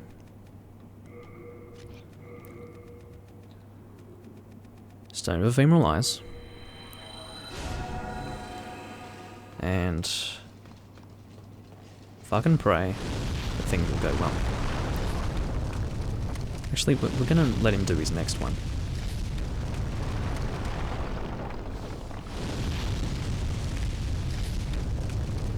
I just suck. My timing was just bad. He has two types of attacks. The one that hits directly below him, and the one that... Oh, that was kind of close. Anyway, so yeah, my timing was just shit before. I'm an idiot, don't worry. So, I thought that I had to take a hit, but I actually didn't. I just sucked. I should have gone... I'm an idiot. So, I was at the Nexus. I could have talked to Mephistopheles, gotten that colourless demon soul from killing Ostrava, and then leveled up my weapon or something. Anyway. I was too focused on getting this ring. Anyway. I have to succeed this time. It's really important. Otherwise, no Executioner Marauder, and I have yet to actually fight Executioner Marauder in this particular series that I'm doing. I've done it in my Let's Plays, but not in this series. It's freaking shit. And the sooner I kill this guy, the sooner I can end the stream and actually do other things with my life today. Anyway. Hopefully I'm not looking too dark on the screen. I think there's less... oh, fuck. At the start of the stream I said, oh, I forgot to hang up that... the clothes that I was just washing today, and I Just realised, oh yeah, 3 hours later, still haven't done that because I'm still freaking streaming. I try not to do long live streams because I actually try to be productive during my day. So, yeah. Guess I got a little bit too absorbed in this particular run. Or in this recording. Okay, let's go through the frickin' fog gate. Takes so long to get to the top of that thing. Stops being an epic fight. I think to this side? No. Maybe to the right is better. Again, just going to try and be smart about when I attack.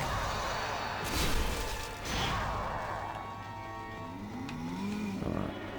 Now that dullness ring does not seem to be making a huge difference.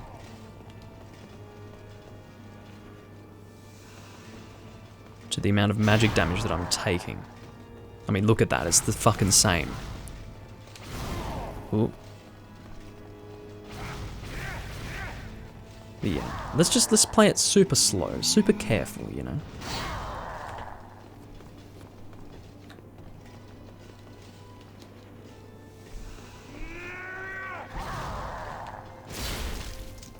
That was dangerous on my part. I don't want to go near that rubble, it gives me less movement. We want to stay around this area so that we have full movement on each side. Come on, mate. Basically, I'm trying to use his big shockwave charge attack as my main damage opportunity. It's the safest way to do it. There we go.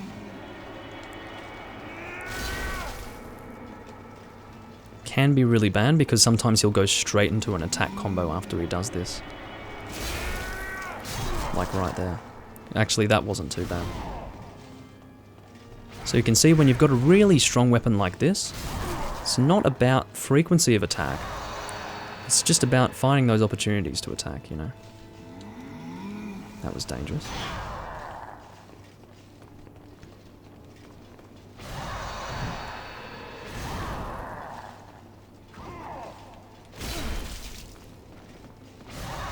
I don't want to actually take that hit directly with my shield because that's going to deal a lot of stamina damage.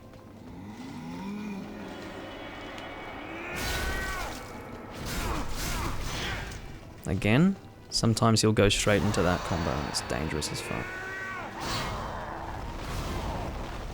Oof. Alright, so a few more of those charges, please. Once again, right on command. As you can see, there's a little bit of chance-based stuff going on with his AI. Sometimes he'll go into that combo, sometimes he won't. It's really bad when he does. I'm not gonna go in for that. If you've noticed, I have been using his Soul Sucker maneuver as a bit of an opportunity, but I do think that's a little risky. Here we go. I'm not going to go for the final hit. I'm not going to greed and die as a result. I've done that way too many times. I will take the next reasonable opportunity to attack him. Because again, the number of times I've gone for a greed kill and have died as a result, it's really sad.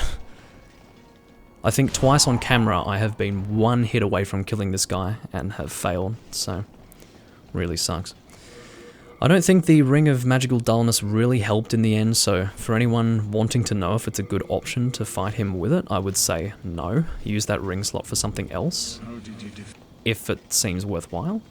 But even then, I don't think that I really had something that would sit in that ring slot that could do anything better than the Dullness ring. I don't think that the Thief's Ring makes a difference to the fight.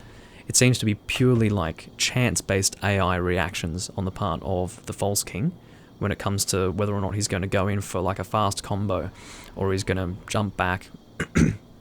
He does not seem to be more or less docile depending on whether or not you equip the ring. So, yeah.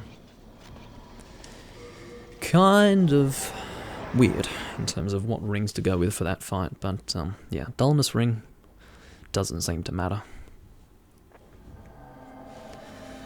Anyway, we can go and talk to Mephistopheles and get that colourless demon soul. Okay, here's the moment of truth. What is the world tendency for World 1? It's not pure white. This game.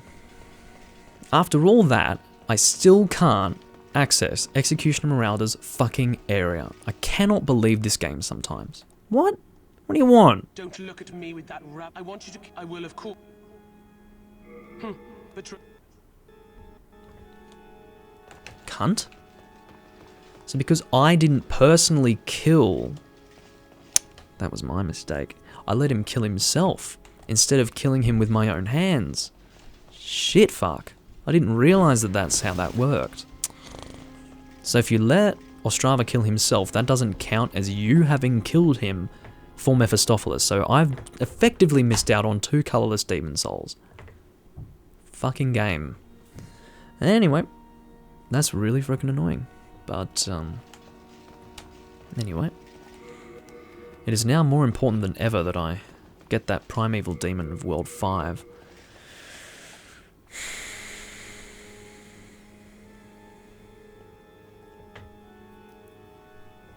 Maybe I could take down the Tower of Latria as well. I'll just get some colourless demon souls. That is how you learn demons. That's the beauty of the Souls series. Being good at the Souls series has to do with having the tenacity to fail over and over and over again and become better and better each time you do fail. The annoying thing is that everything that I've experienced in this particular recording in terms of learning is stuff that I've just forgotten and had to learn again. Which is fucking annoying, because that's just how I am. I've been playing this game for so long, and I've had so many periods of time where I just haven't played the game. So certain aspects to the game just slip my fucking mind over time. And then I have to relearn that shit.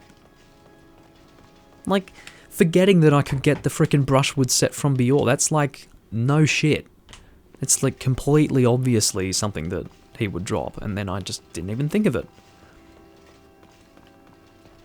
Anyway, it is what it is. Ugh. Yeah, well, I've experienced it many times. It's just I fucking forget over a long period of time anyway. Okay, so, current goal. We'll get 2 colourless demon souls from World 3 and World 5 through Primeval Demons. And then we will complete Valley of Defilement. Oh yeah, I also need to, maybe I'll instead, because I'm not going to have enough Stones of Ephemeral Eyes to get so many worlds down. So maybe I will get World 2 down, because I do need to get some Shards of Greystone for my Great Axe, which is not currently in my inventory because it's too freaking heavy. But yeah, we're going to be continuing to upgrade the Great Axe, the Crushing Great Axe more specifically, using Greystone. And the lower I get the World Tendency of World 2, the better the drop rates for that will be. So I can kill 2 birds with 1 stone by getting a Primeval Demon to spawn, and then also increase the drop rate for Greystone in World 2. And then I might do World 5 for the next Primeval Demon. That's probably what the plan will be. And hopefully I can remember that when I'm next recording. But yeah, that is my current goal. And hopefully things will go well in terms of achieving what I want. But anyway, I hope you guys enjoyed. This has been a 3-hour long recording for Demon Souls. It's been quite a number of parts since I last did a 3-hour one for Demon Souls, but that is what it is. It's probably a good thing in the end. If you're going to live stream, may as well do it for a while. Sadly, I've spent most of my day sitting in front of a freaking camera. So, not a problem for some people, sometimes it is a problem for me. Anyway, I hope you all enjoyed, and I do thank you for joining me, Demons, for the live stream. Thanks for subscribing, of course, and also thank you to Number 7 for joining in. He had to leave partway through, but that's fine. I was going for a little while. But yeah, I will see you all when I'm next recording Demon Souls. Probably won't be this week, probably next week when I'll next do Demon Souls. But regardless, I hope you all enjoyed, and I'll catch you all next time. Bye bye.